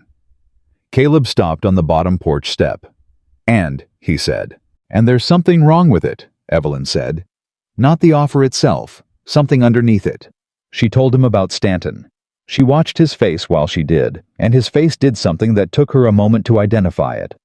Went still in a particular way, the way a man's face goes still when he knows something relevant and is deciding how to tell it. "Caleb," she said. "What do you know?" "Evelyn." "Don't," she said. "We talked about this. No deciding what I can handle." He looked at her. Then he came up the steps and passed her into the house and said, "Sit down." The way he said it, not commanding, but with the particular weight of someone who is about to say something that requires a person to be seated, sent a cold thread through her. She sat down. Caleb sat across from her. He put his hands flat on the table between them. He looked at her steadily. "Your father's letters," he said. "There were 3 in that box that I didn't show you." Evelyn went absolutely still. "3 letters," she said. "Yes." "Why didn't you show me?" "Because I was—" He stopped. "Because I was afraid of what you'd do when you read them." The cold thread became a cold current. "Get them," she said. He got up and went to the back room and came back with the wooden box. He set it in front of her. He opened it. He reached to the very bottom beneath the documents and the photograph beneath the folded papers she'd already examined, and he pulled out 3 envelopes held together with a strip of leather cord. He set them on the table. He did not sit back down. He stood. Evelyn picked up the top envelope. Her father's handwriting on the front. Her name. She looked up at Caleb. "There's a letter addressed to me," she said. "Yes," he said. "You knew this was here this whole time," she said. "Since before I arrived. And you didn't—" "Read it," he said. "Please, before you say anything else, read it first." She looked at him for one long moment. Then she opened the envelope. Her father's handwriting was smaller than she remembered, slightly less certain, the hand of a man who was already sick when he wrote this. It took her a moment to calibrate to it to track the letters correctly. And then she read, "My dearest Evelyn, if you are reading this, then things happened more or less as I was afraid they might. You came west. Robert was gone. And Caleb Walker being the man he has found you and kept his word to me. I need to tell you several things, and I need you to read them all before you respond to any of them. First, the man who drove you off everything we had is named Stanton. You know this name. You were told it was a failed investment. It was not. Stanton defrauded me deliberately, systematically over 3 years. I could not prove it in time. By the time I understood what had happened, I was already sick, and the legal fight would have taken everything and left nothing for you. Stanton knows about you. He knew about you during my dealings with him. He asked questions about you that I now understand were not casual. Second, there is a sum of money. Not large, but real. I was not able to put everything in writing. In writing, Stanton had contacts who watched my correspondence, but Caleb Walker knows where it is and how to access it. I trusted him with this because he was the only man I met in all my years who reminded me of the version of myself I most wanted to be. Third and most important, you have spent your whole life trying to take up less room in the world than you deserve. I watched you do it. I watched you make yourself smaller and quieter and more convenient. and I never told you clearly enough that it broke my heart. Not because I was ashamed of you, because you are the best thing I ever made, and I could not bear watching you diminish it. I am telling you now, you are not too much. You are not a burden. You are not the sum of what cruel people decided you were at a glance. You are my daughter, and you are magnificent. And if the world hasn't shown you that yet, it is because the world is frequently stupid, and I am sorry I didn't fix more of it before I left. The man I left you with isn't a guardian. He is, I think, if you give it time, and if you are willing to be brave about it, something better. I am not a man who interferes in his daughter's heart, but I am a man who knows people, and I knew him. Love, Evelyn.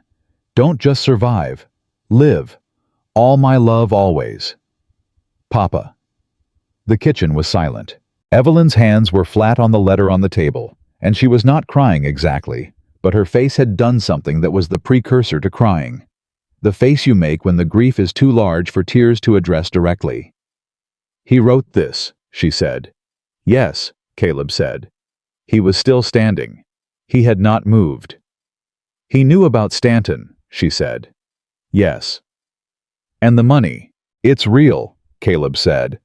It's in the Pine Hollow Bank under a sealed account that requires your signature to access. I've been paying the maintenance fees on it out of my own pocket since your father died, so it wouldn't lapse. He paused. I should have told you sooner, I know. How much? She asked. He told her. It was not a fortune. It was not the Whitmore salary, or the Whitmore household, or the Whitmore social connections. But it was real money, solid money, the kind that meant she could choose, really choose, without desperation pulling at one end of the scale. She looked at the letter. He said you reminded him of the version of himself he most wanted to be, she said. Caleb said nothing. My father, she said, was the best man I have ever known. I'm aware, Caleb said quietly. That's not a small thing to be told. No, she said. It isn't. She looked up at him. Why did you hide the letters? What were you afraid I'd do? He was quiet for a moment. I was afraid you'd feel managed, he said. Arranged. Like the whole thing you coming here, me finding you on that bench? The arrangement was choreographed. That it wasn't real because your father planned it. He met her eyes. And I was afraid that if you felt that way, you'd leave, and I would have told you the truth and lost you simultaneously, which seemed like the worst possible outcome. And if I'd found them on my own, she said. Like I found the first box. I kept them better hidden, he said. I'm not proud of that either. Evelyn looked at the 3 envelopes. She had only opened one. What are the other 2? She said. One is addressed to me, he said. From your father. The last letter he wrote me, I think. I've read it. I'll tell you what it says if you want to know. What does it say? It says... He pulled out the chair across from her and sat down. It says, she's going to think you kept this secret to protect yourself. She's going to be partly right. But she's also smart enough to understand that the part of you that was protecting yourself was the part that didn't want to lose her, and those aren't the same thing. Tell her what she is to you. I know it's hard for you to say. Say it anyway. He stopped. That's the relevant part. Evelyn looked at him. And the 3rd letter, she said. That one's addressed to both of us, he said. Together. She had not expected that. He wrote a letter to both of us, she said. Yes. Before I even came west. He was a specific man, Caleb said quietly, with something in his voice that was the same thing she felt when she said it. She picked up the 3rd envelope. 2 names on the front. Caleb and Evelyn in her father's small certain hand. She turned it over. She did not open it yet. She set it between them on the table, equidistant, and looked at Caleb. You should have told me all of this from the beginning, she said. Yes, he said. I should have. And the money. The Stanton connection. The letters. Yes. All of it from the first day. Yes, he said, and his voice held not a single note of argument, because he knew he was right, and she was right, and they were the same right. I'm angry, she said. You have every right to be, he said. I'm also... She stopped, picked the right word carefully the way her father had taught her to pick words. I'm also aware that you've been carrying this for 2 years. Alone. Paying fees on an account that wasn't yours, keeping letters. You had no legal obligation to keep protecting the daughter of a man you met twice on a cattle trail. She paused. Because he asked. Because he asked, Caleb confirmed. And because she said. He was quiet for a moment. And because by the time you arrived, he said, I already knew who you were, from everything he'd told me, and He stopped. Started again. I wanted the chance to know you myself, not as Joseph Carter's daughter, as Evelyn. He looked at her steadily. I got that, and it was worth every complication. The kitchen was still. The afternoon light came through the window at the angle. It came this time of day, and Evelyn Carter sat across the table from Caleb Walker with her father's last letter between them. And she understood something that she had been understanding slowly in pieces for weeks, that love was not always obvious, and not always comfortable, and not always announced in the terms you expected. Sometimes it looked like a promise kept to a dead man. Sometimes it looked like a bank account maintained in secret. Sometimes it looked like a man sitting across a kitchen table and telling you the truth. Finally, all of it, because he'd run out of reasons to keep protecting you from it. She reached across the table and picked up the third envelope. She looked at Caleb. Together, she said. That's what it says on the front. Yes, he said. She turned the envelope over. She opened it. She read it aloud because her father had addressed it to both of them, and that meant both of them should hear it, and also because she could not get through it alone, and she knew it. She got 4 lines in before her voice broke. Caleb reached across the table and put his hand over hers, and she let him, and she kept reading. Her father's handwriting in that third letter was the smallest she had seen it, the hand of a man writing slowly, carefully measuring each word against the energy it cost him. She felt that in her chest before she even understood the words, the deliberateness of it, the intention. She read aloud. To Caleb and Evelyn, I am writing this letter on a Tuesday morning in February of 1883, and I am aware that it is possible neither of you will ever read it together, that the particular circumstances required for this letter to make sense may not come to pass. But I have spent my life betting on the people I believe in, and I am not too old or too sick to do it one more time. Caleb, you are the most self-sufficient man I have ever met, and I mean that as both a compliment and a caution. You have convinced yourself that needing nothing from another person is the same as being strong. It is not. I learned that from Anne, my wife, and it took me 11 years of marriage to understand it properly. Don't take 11 years. Evelyn, you are the most capable woman I have ever known, and I mean that as both a compliment and a caution. You have convinced yourself that accepting help from another person means you are less than what you should be. You are wrong. I tried to teach you this while I was alive and I failed. I am hoping that life will teach you where I could not. What I want for both of you is simple. I want you to stop surviving and start living. I want you to understand that the person sitting across from you right now is not a convenience or an arrangement or a debt to be repaid. They are a choice. Make the choice with your eyes open. I love you both, though. One of you I have only known a short time, and the other I have known since before she knew herself. Do not waste what you have been given. Joseph Carter. Evelyn's voice held through most of it. It broke on, do not waste what you have been given, and she stopped and pressed her lips together and breathed through her nose for a moment, and Caleb's hand was still over hers on the table, and he did not move it, and did not say anything, because he understood that silence was what was needed, and he was a man who understood that with his whole body. She finished reading. She set the letter down. She looked at their hands, his over hers, his work roughened and sun-darkened hers, flower-dusted still from the morning. And she thought about her father writing that letter in February, sick and deliberate betting on 2 people he believed in. He wrote this before I'd even bought my stage ticket, she said. Yes, Caleb said. He knew I'd come west eventually. He knew you, Caleb said. He said you'd run out of options in Ohio and you'd come because you always moved toward something when you had nowhere left to stand still.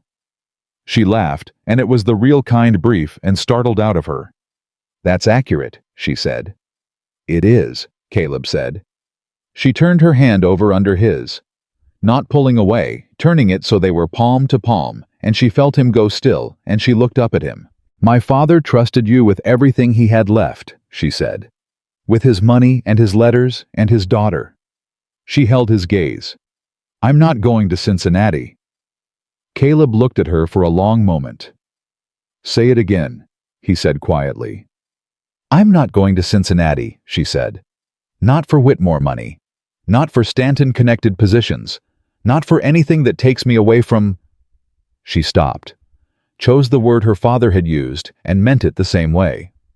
"From what I have here." His hand tightened on hers. "Evelyn," he said. "Don't make a speech," she said. "I know what you want to say. You don't have to say all of it." "I want to say one part of it," he said. "Then say that part." "I would have come after you," he said. "If you'd left.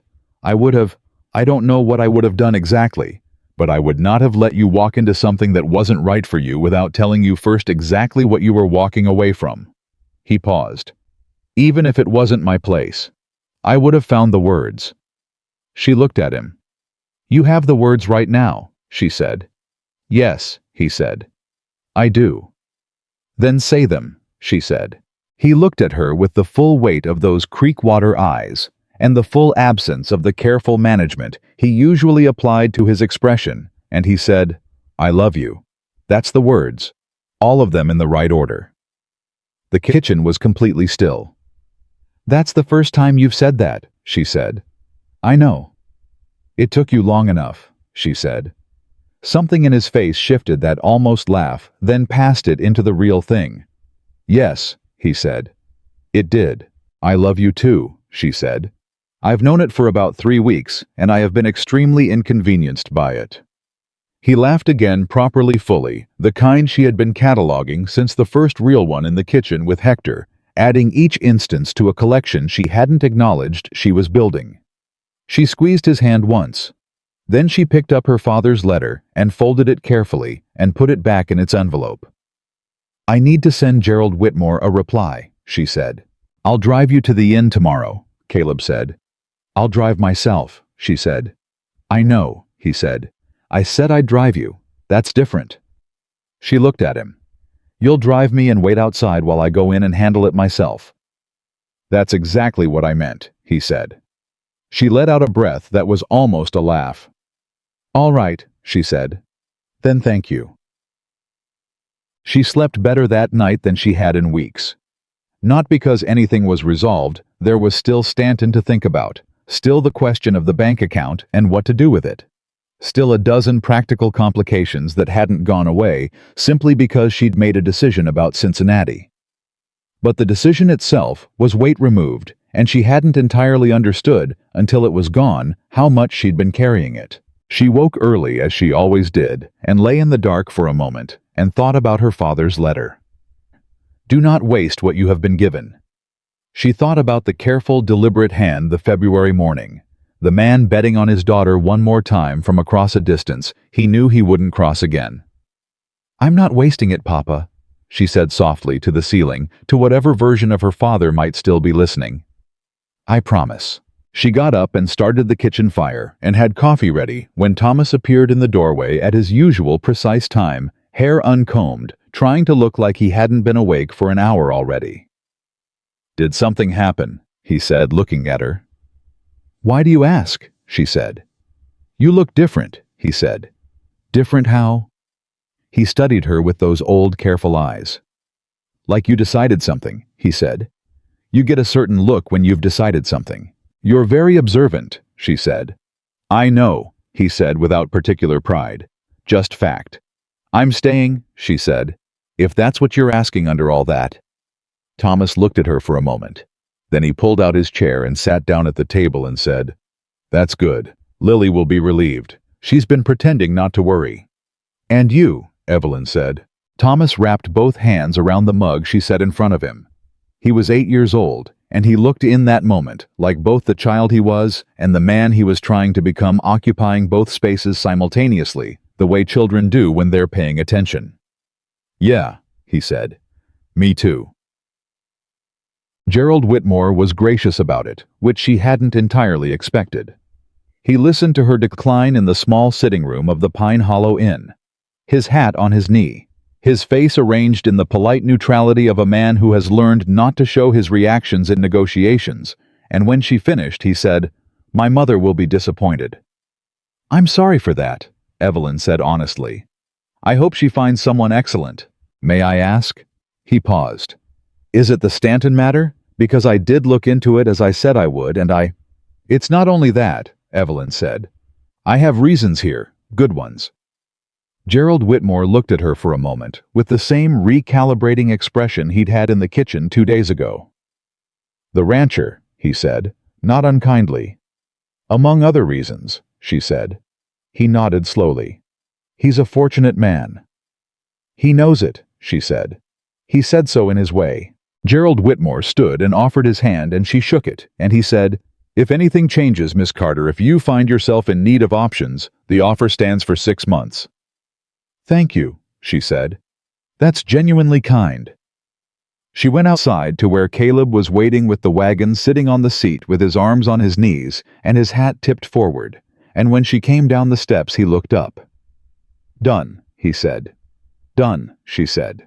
He moved to the center of the seat to give her room on the left, and she climbed up and they drove out of Pine Hollow and up toward the mountain pass and the whole way home. The sky was the particular blue that Montana makes in late summer, the kind of blue that doesn't apologize for itself. What happened next happened. The way most important things happen, not in a single dramatic moment, but in accumulation. In the layering of ordinary days that are not individually remarkable, but that together build something that can hold weight. The apple harvest came, and Evelyn organized it with the efficiency of someone who had grown up preserving food and understood instinctively the difference between working hard and working right. Thomas drove the cart. Lily sorted by size with the solemn precision of a quality inspector.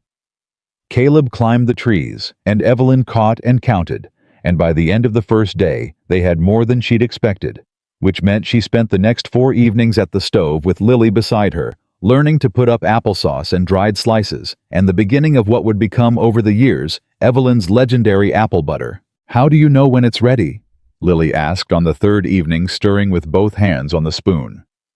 "It coats the back of the spoon," Evelyn said. "And it smells right." "How do you know what right smells like?" "Experience," Evelyn said. "You won't know the first time, but the second time, your nose will remember." Lily considered this. "Is that how most things work?" "Most things," Evelyn said. "Is that how you knew you were staying?" Lily asked. Evelyn looked at her. Lily was not looking back. She was watching the pot with complete concentration, as if the question had been entirely offhand. "Something like that," Evelyn said. Lily nodded. "Good," she said. "I knew you would, eventually." "Did you?"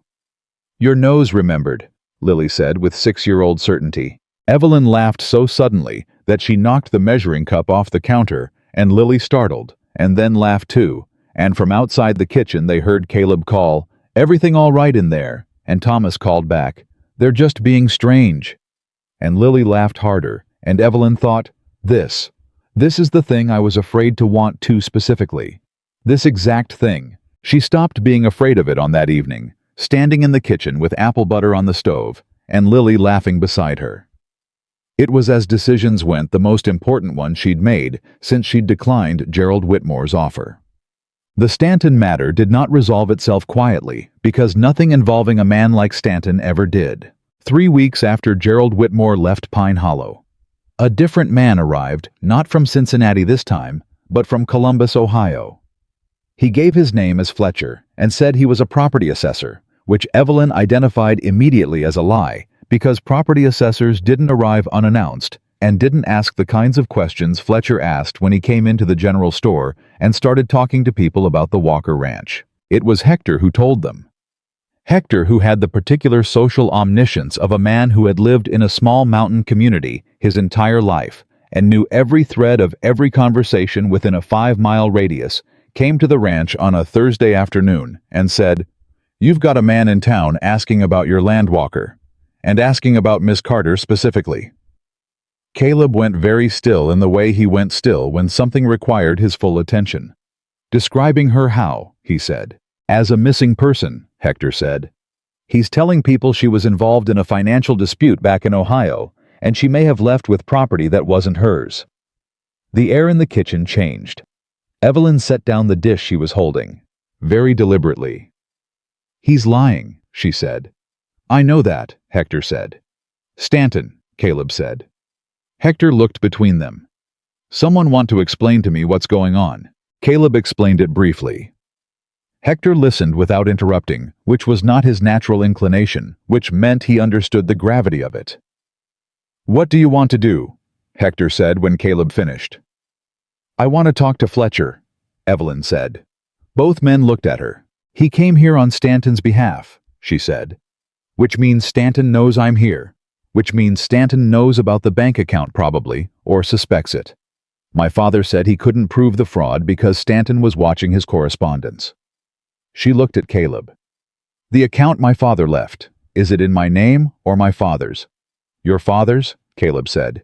With a transfer provision in your name, it's in the documents.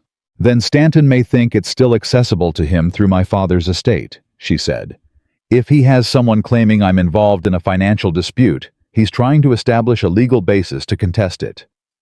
Hector stared at her. How do you know all that? My father explained how Stanton worked, she said.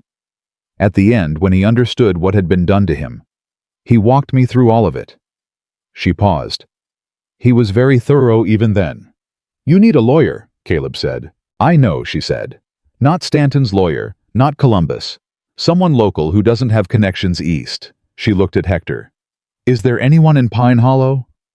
Hector thought about it. Judge Whitaker handles most of the legal work in this territory. He's honest. Old, but honest. Tomorrow morning, Evelyn said. I'll come with you, Caleb said. Yes, she said. This time, I'm not telling you to wait outside. Judge Whitaker was 81 years old and moved at the pace of a man who had stopped competing with time and was simply outlasting it. He had a mind, however, that was as sharp as anything Evelyn had encountered, and when she laid out the situation, the fraud, her father's letters, the account, Fletcher's appearance in Pine Hollow, he listened with the complete attention of a man who had spent 60 years separating truth from performance. When she finished, he said, You have the letters. Yes, she said. The original documents your father left with Mr. Walker. Yes. And your father named the fraud explicitly in his correspondence. Yes. In the letter addressed to me. He named Stanton, named the method, named the approximate timeline. Judge Whitaker was quiet for a moment. That won't be enough to prosecute, he said. A dead man's letter isn't testimony. I know, Evelyn said. I'm not trying to prosecute. I'm trying to protect what's mine and close the door on any legal argument Stanton might use to claim otherwise. The old judge looked at her steadily. Then he looked at Caleb. Where'd you find her? He said. On a bench outside the general store, Caleb said. Said Judge Whitaker and began writing. The legal process that followed took the better part of 6 weeks and was, as legal processes tend to be, unglamorous and procedural and conducted entirely through paper. Judge Whitaker filed the necessary instruments to transfer the account formally to Evelyn's name, establish the transfer provision her father had written into the original documents, and record her presence in Pine Hollow as a legal resident, which combined with Caleb's testimony and Hector's, and the signed statements of 2 Pine Hollow townspeople who had interacted with her, made Fletcher's claim of her as a missing person not merely false, but demonstrably false. Fletcher left Pine Hollow after the 2nd week. He did not say goodbye. He did not come to the ranch. Evelyn received one more letter from Columbus, not signed by Stanton, because Stanton was too careful for that, but written in the formal language of a lawyer, making a final assessment of whether pursuit was worth the cost. Judge Whitaker wrote back on her behalf in the language of a man who had been practicing law since before Stanton was born and had seen every version of this particular move, and that was the last correspondence she received from Ohio. She stood in the post office holding the judge's copy of the outgoing letter and felt something she hadn't felt in years.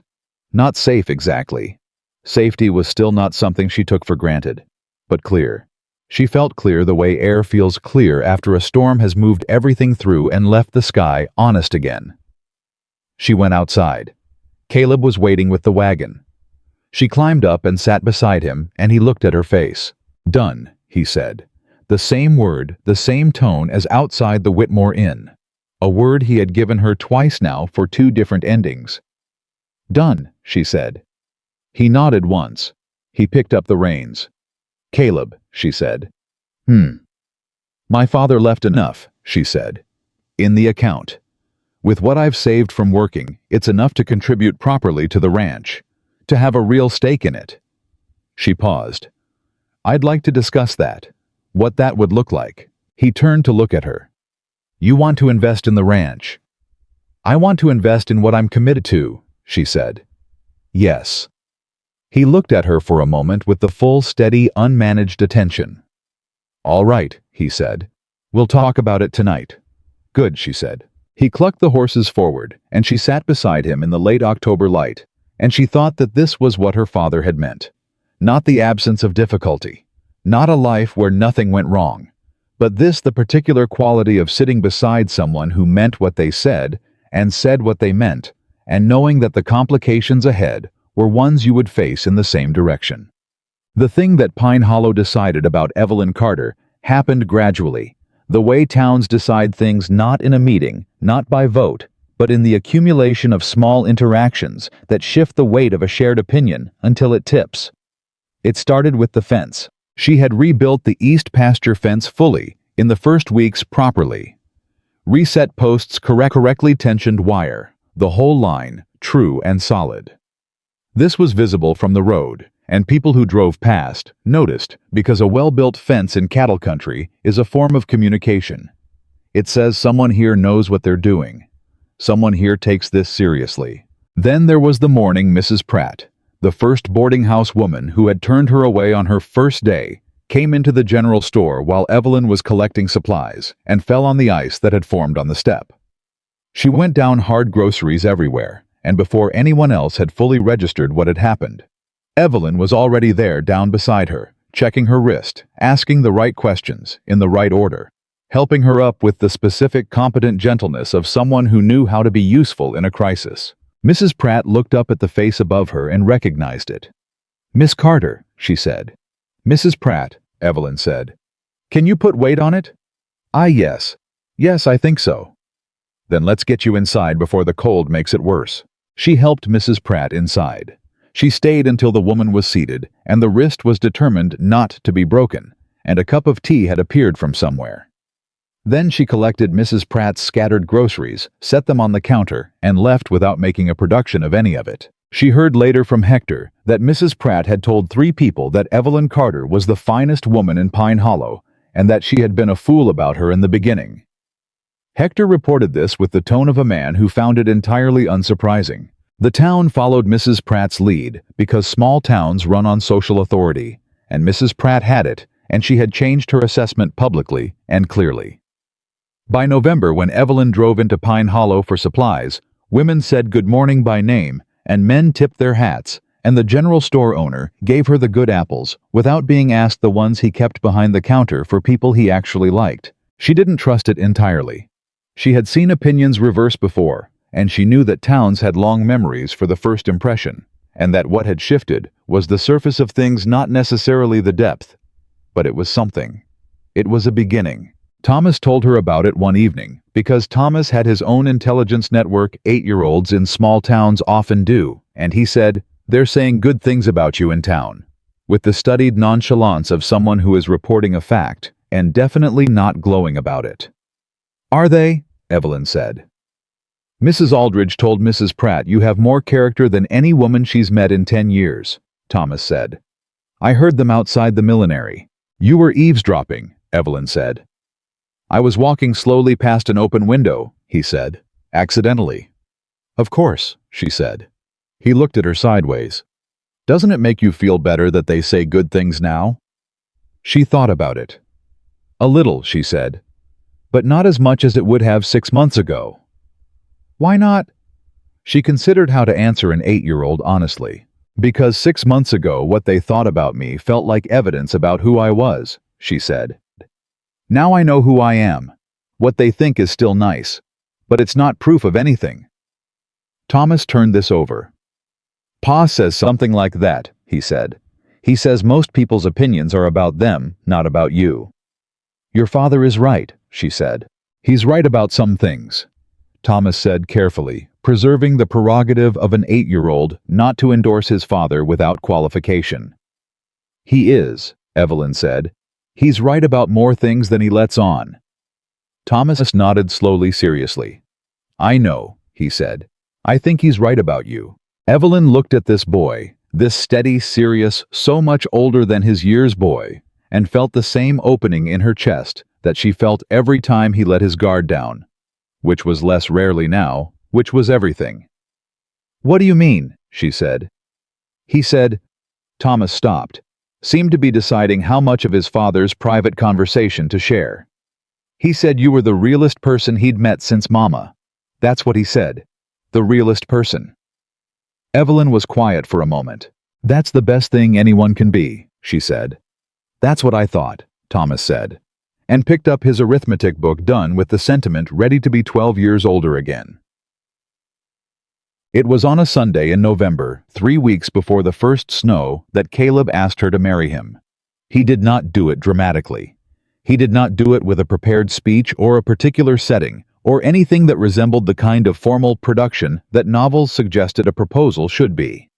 He did it the way he did most important things, plainly, directly in the middle of something ordinary. They were in the kitchen. She was mending. He was at the table with the ranch accounts which he had begun sharing with her openly since the conversation about investing, and which she had been helping him reorganize since October. It was quiet. The children were in bed. The fire was doing its job. He put his pen down. He looked at her. Evelyn, he said. She said. I want to ask you something. She looked up from the mending. His expression was the unguarded one, the one she'd catalogued and held carefully and never taken for granted because she knew how rarely it appeared and what it cost him. Marry me, he said. Not a question technically, but with the particular inflection that made it one. Not commanding, just certain in the way he was certain about things, and asking her to confirm what he already believed to be true. She looked at him across the kitchen table. She thought about the bench outside the general store. She thought about the wooden box and the letters and her father's handwriting in the margins. She thought about the apple harvest and the storm and the barn roof and Thomas laughing and Lily's hand finding hers. She thought about a man who had maintained a bank account for 2 years for a woman he had never met because a dying man had asked him to. She thought about her father in February of 1883, writing a letter to 2 people who didn't yet know they needed it. Yes, she said. Caleb held her gaze. That was fast, he said. I've been thinking about it since September, she said. You're the one who took until November. The laugh came full and real and immediate. Fair enough, he said. She went back to her mending. He went back to the accounts. After a moment he said, We'll tell the children tomorrow. Thomas already knows, she said. Caleb looked up. He does? He's known for at least a month, she said. He's been watching us navigate it with the patience of a man twice his age. She paused. Lily suspects. She asked me last week if I was going to be here forever, and I told her I was working on it. Caleb looked at her with the full weight of his expression. You knew this was coming, he said. I hoped it was coming, she said. That's different, he nodded. Then very quietly, I should have asked sooner. Yes, she said. You should have. But you would have said yes sooner. She looked up at him. I would have said yes the day I read my father's letter, she said. But I needed you to say it yourself. Not because your father told you to. Not because the letter said to. Because you chose to. I chose to, he said. I know, she said. That's why the answer was fast. Thomas's response the next morning was to nod once very seriously, as if confirming a business arrangement he had been expecting, and then say, You'll need to fix the north bedroom wall before winter. There's a gap near the floor that lets in cold. Good morning to you too, Evelyn said. I'm just saying, Thomas said. If people are staying permanently, the bedroom situation should be practical. Thomas, Caleb said. I'm pleased, Thomas said with the dignity of a tiny statesman. I'm just also practical about it. Lily's response was different. Lily came into the kitchen, saw both of them at the table together, and looked at Evelyn with those grave reading eyes and said, Did he ask you? He did, Evelyn said. Lily looked at her ribbon. Then she walked to Evelyn and held it out. Evelyn looked at the yellow ribbon. Clara Walker's ribbon, worn and faded and precious, beyond measurement, and understood immediately what it was being offered as. Lily, she said carefully, I can't take that. I'm not giving it, Lily said. I'm letting you hold it. There's a difference. Evelyn looked at Caleb.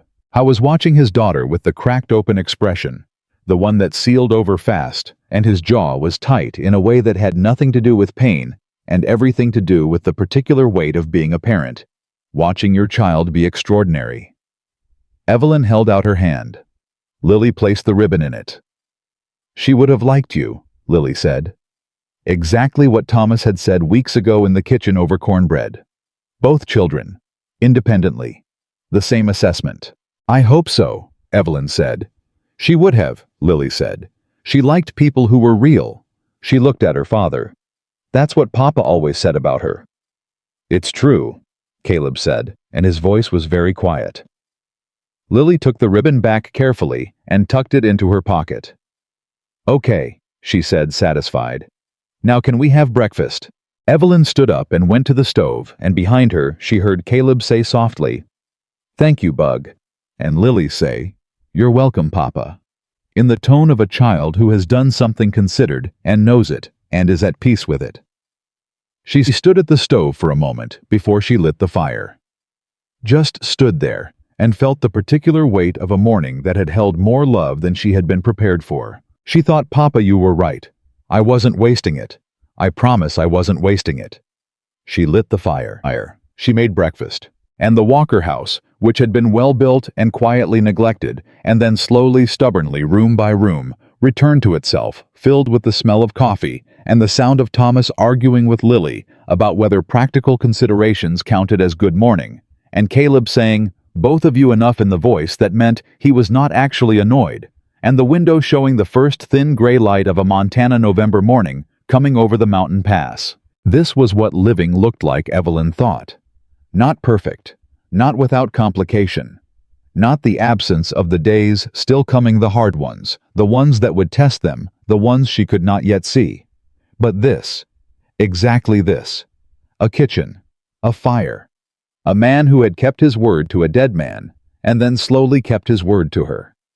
Two children who had decided each in their own careful way that she was real. And somewhere in Ohio, in a letter dated February 1883, a man named Joseph Carter, smiling at how well his bet had paid out. The snow came to Pine Hollow on a Tuesday, and it came the way Montana snow always came, without negotiation, without the gradual softening that Ohio winters had offered as warning.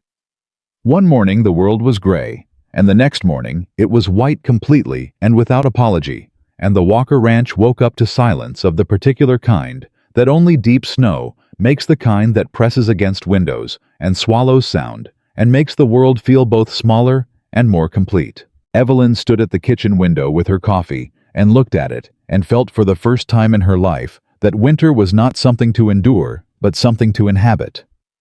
She had been here 4 months. She was getting married in the spring. The children knew. Hector knew. Judge Whitaker knew, because they had gone to see him about the legal particulars of the bank account transfer. And he had looked at the two of them across his desk and said, I assume congratulations are in order, with the tone of a man confirming what he had considered inevitable for some time. Pine Hollow did not yet know officially, though. Evelyn suspected Mrs. Pratt had worked it out, and whatever Mrs. Pratt worked out became community knowledge within 48 hours by the reliable mechanism of her morning social calls. What Pine Hollow did not know, what no one knew yet, except Evelyn and Caleb, and a letter folded inside the wooden box, was the last thing. The final piece. The thing she had been carrying quietly since November and had not yet decided what to do with. She had found it herself, not because Caleb had hidden it, but because she had gone back to the box on a quiet evening while Caleb was with the horses and the children were asleep, wanting to read her father's letter again, wanting to hear his voice in the handwriting. She had gone through the documents carefully, the way she went through everything carefully, and at the very bottom, beneath the leather cord, tucked into a fold in the lining of the box itself, was a folded receipt. Not a letter, not a document with her name on it. A receipt for passage, stagecoach, Ohio to Montana. Dated 6 months before Evelyn had bought her own ticket. Her father's name on the receipt. Joseph Carter had bought a ticket west. He had planned to come himself. He had planned at some point between writing those letters and the February morning when he sat down to write them to make the journey himself. To introduce Evelyn to Caleb personally. To be there. The fever had taken that from him. From all of them. Evelyn had sat with that receipt for a long time before she put it back where she found it. She had not told Caleb yet. Not because she was hiding it, she was done with hiding things they both were, but because she needed to understand what it meant to her before she could talk about it. She needed to know how she felt about it before she put it into words, because once you put something into words, it became a fact in the room, and you could not unfact it. She understood it on the morning of the first snow, standing at the kitchen window with her coffee. Watching the white silence of the world outside, she understood that her father had tried to come, that he had bought the ticket, that in his best version of events in the plan he made before his body. Made different plans, he had intended to be there when she arrived, to meet her at the stage, to walk her to the ranch himself, to introduce her to Caleb Walker with his own hand on both their shoulders, and his own voice saying, "This is my daughter, and this is the man I trust, and I want you to know each other." He had tried.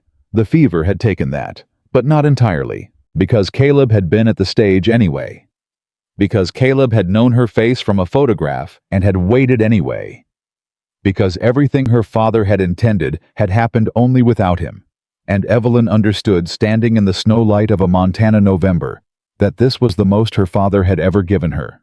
Not the money, not the letters, not even the connection to Caleb, but the knowledge that he had tried to be there, that he had bought the ticket, that he had loved her enough to plan the journey even when his body was already failing. She was still standing at the window when Caleb came into the kitchen from outside, stamping snow from his boots, and looked at her face.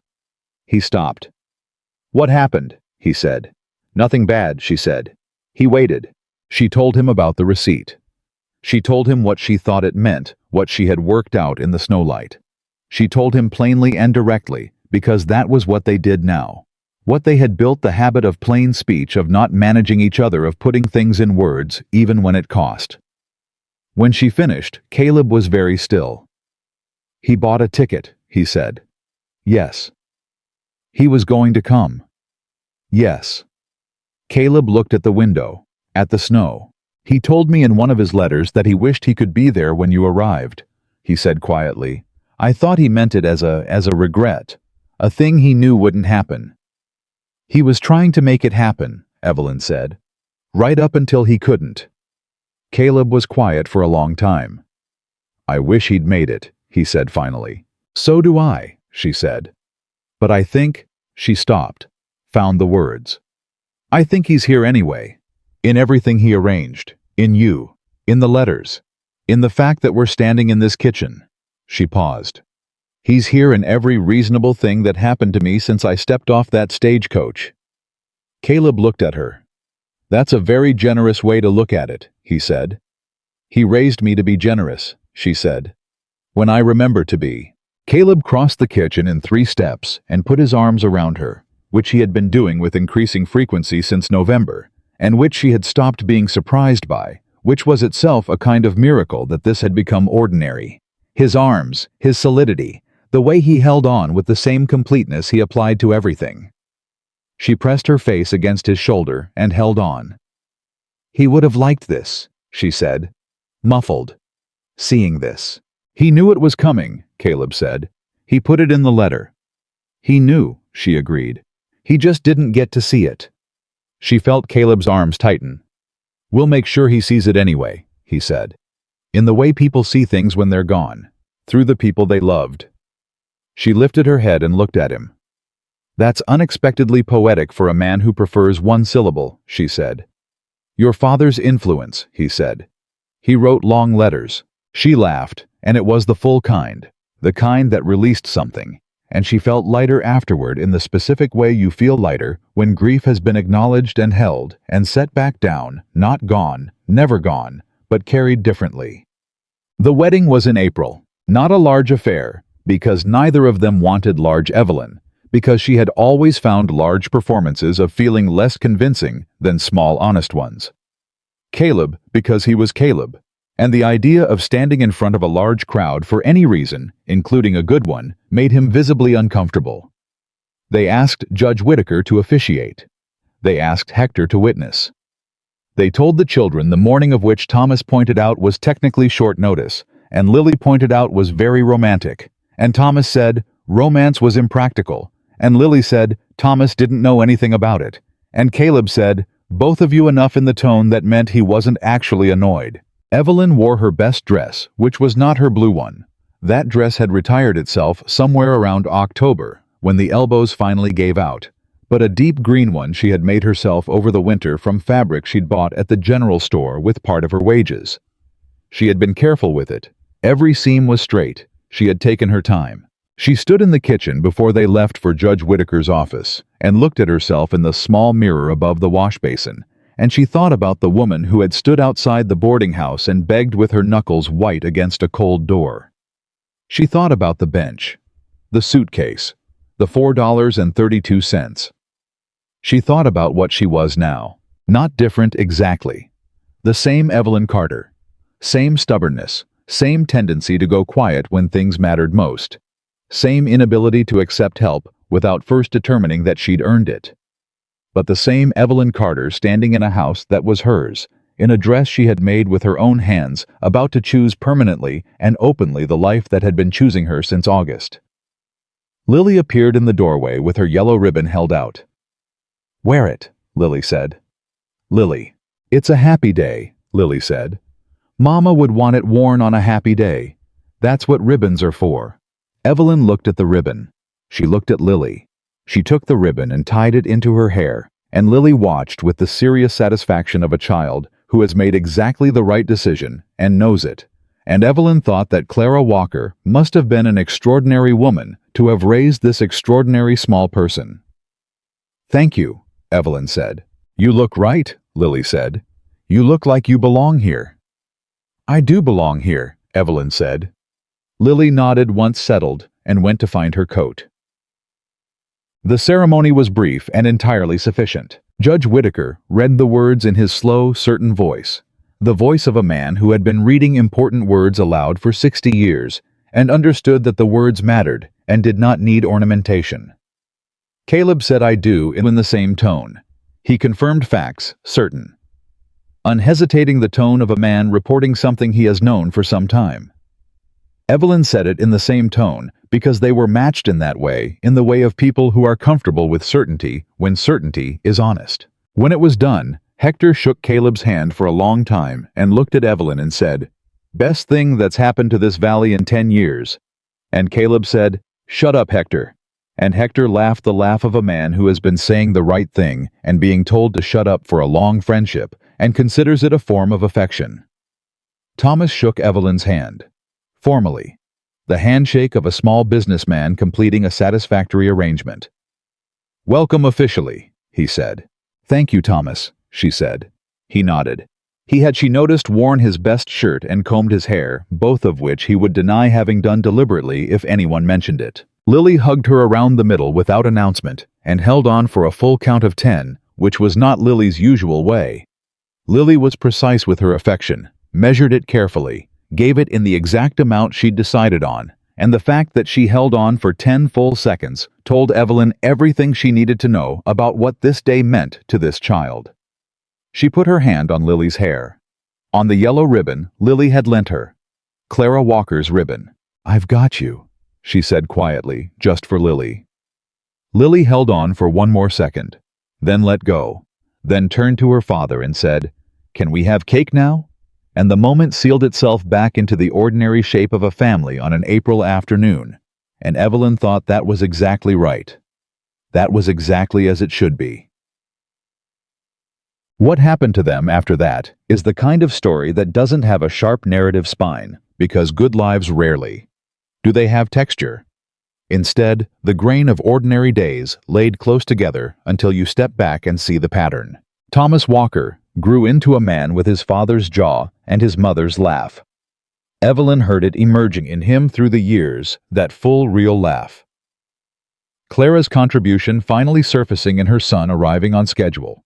He took to ranching with the same methodical precision he took to arithmetic, which turned out to be exactly what ranching required, and by the time he was 16, he was making decisions about the herd that Caleb deferred to without needing to be asked. Lily Walker grew into a woman with her own yellow ribbon worn in her hair on important days, and an herb garden that had expanded from the small patch beside the front step to half the south side of the house, and the particular gift of making people feel seen without ever making a performance of it. She became in the way that certain people become things that don't have clean titles, the person Pine Hollow went to when something needed to be said or understood or gently managed. The Judge Whittaker of the next generation, though she would have disputed the comparison. Caleb Walker kept his habit of plain speech and his preference for one syllable and his tendency to do important things without explaining himself. Though Evelyn had made sufficient inroads on the last habit that by the time they had been married 5 years, he had begun occasionally to use 2 syllables in moments of importance. She considered this a significant achievement and did not diminish it by pointing it out. And Evelyn Carter Walker, who had arrived in Pine Hollow with a cracked suitcase and $4.32, and the wrong assumption that no family left meant no family coming, built a life that her father would have recognized. Not because it was easy, because it was real. She kept the box. The wooden box with the letters and the documents and the photograph and the stagecoach receipt. She kept it in the back of the closet in the room that was now hers and Caleb's, and some evenings she would take it out and read one thing from it. Not always the same thing, not with any ceremony, just a check-in, the way you check in with the people you carry. She had one conversation she returned to most often. Not from the letters, from memory. She remembered standing outside the first boarding house with her knuckles white and her pride trying to hold itself together, and she remembered the 6 words the woman on the other side of the door had said. "We don't take your kind here." She had believed in that moment that she knew what those words meant, that they were a verdict, that she was the kind of person doors closed for, that she would go through the world pressing herself against entrances and being refused. She understood now what she hadn't understood then. Those words had been the beginning of the story, not the verdict. Every closed door had redirected her. To the bench. To Caleb. To the ranch and the children and the letters and the truth of who she was and the money her father had left her and the life he had tried to come and see her start. Every closed door had sent her exactly where she was supposed to be. She did not believe in fate particularly. She was too practical for that, too much her father's daughter. But she believed in people. She believed that Joseph Carter had known something true when he looked at Caleb Walker on a cattle drive in 1877 and recognized the version of himself he most wanted to be. She believed that Caleb had known something true when he looked at a woman on a bench pressing her hands into her knees and recognized someone worth showing up for. She believed that Thomas and Lily had known something true when they had each in their own careful way said she would have liked you. She believed in the truth of what had been built here, brick by plain, ordinary brick. It was on a June evening in the 2nd year of their marriage. The children in bed, the house quiet, the summer dark, settling over the mountain pass, that Caleb said something she had not expected. They were on the porch. Her in the chair, him on the rail the way it had been since the first weeks. Some things she had found became tradition without announcing themselves. "I want to tell you something," he said. She looked at him. "Tell me."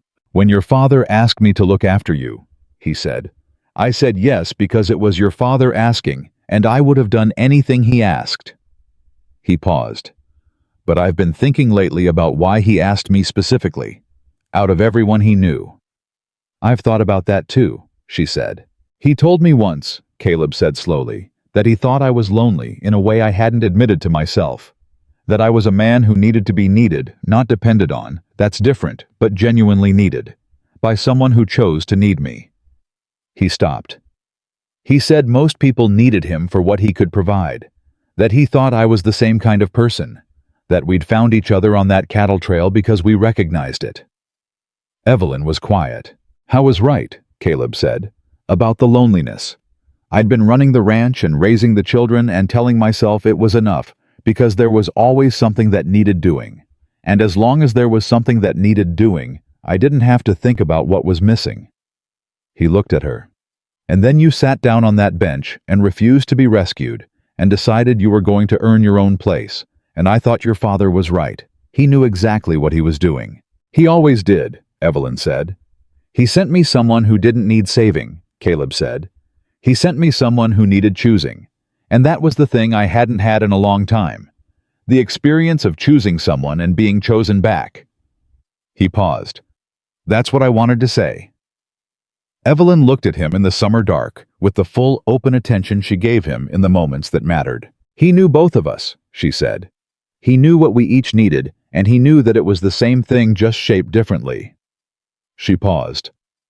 My father, who was just a man with a cattle trail acquaintance and a sick body and a February morning and a box of letters, figured out something that most people never figure out in a whole lifetime. He was a specific man, Caleb said. The most specific man, she said. They sat in the summer silence for a while. Then Caleb reached over without ceremony and took her hand, the way he had taken it in the kitchen on the night she read the letter, palm to palm, fingers settled complete. She held on. I want to tell you something too, she said. Tell me, he said. When I was on that bench, she said, and those women laughed, and those men made their comments, and every door in that town was closed. I told myself a story. I told myself that this was the pattern of my life, that I would always be on the outside of things, that I was the kind of person who pressed against doors and got refused. She paused. I believed that story completely. And now, he said.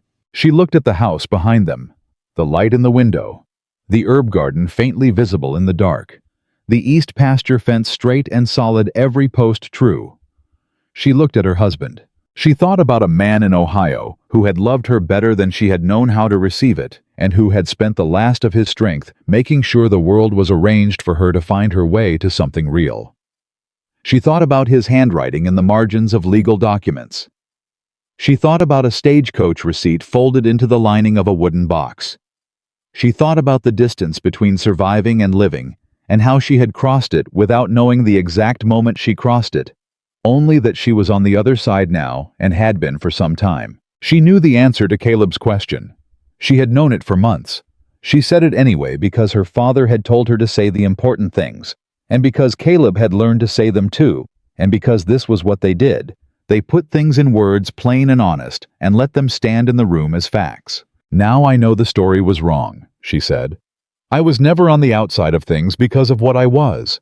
I was on the outside because I hadn't found my door yet. She looked at him steadily. You were my door, Caleb. You and Thomas and Lily and this ranch and everything my father tried to come and see with his own eyes. She paused. I walked through and I am never going back out. Caleb held her hand. He did not make a speech. He did not need to. He squeezed her hand once firm, certain the grip of a man who means what he does, and they sat together on the porch of the Walker Ranch in the June dark, while the mountain held its watch above them, and the children slept inside, and everything Joseph Carter had bet on proved exactly as sound as he had always known it would be. Evelyn Carter Walker had arrived in Pine Hollow with nothing. She had left nothing behind. She had found in the strangest and most specific sequence of closed doors and open hands and letters written in February by a dying man who loved his daughter without limit, she had found that she had never been without family at all.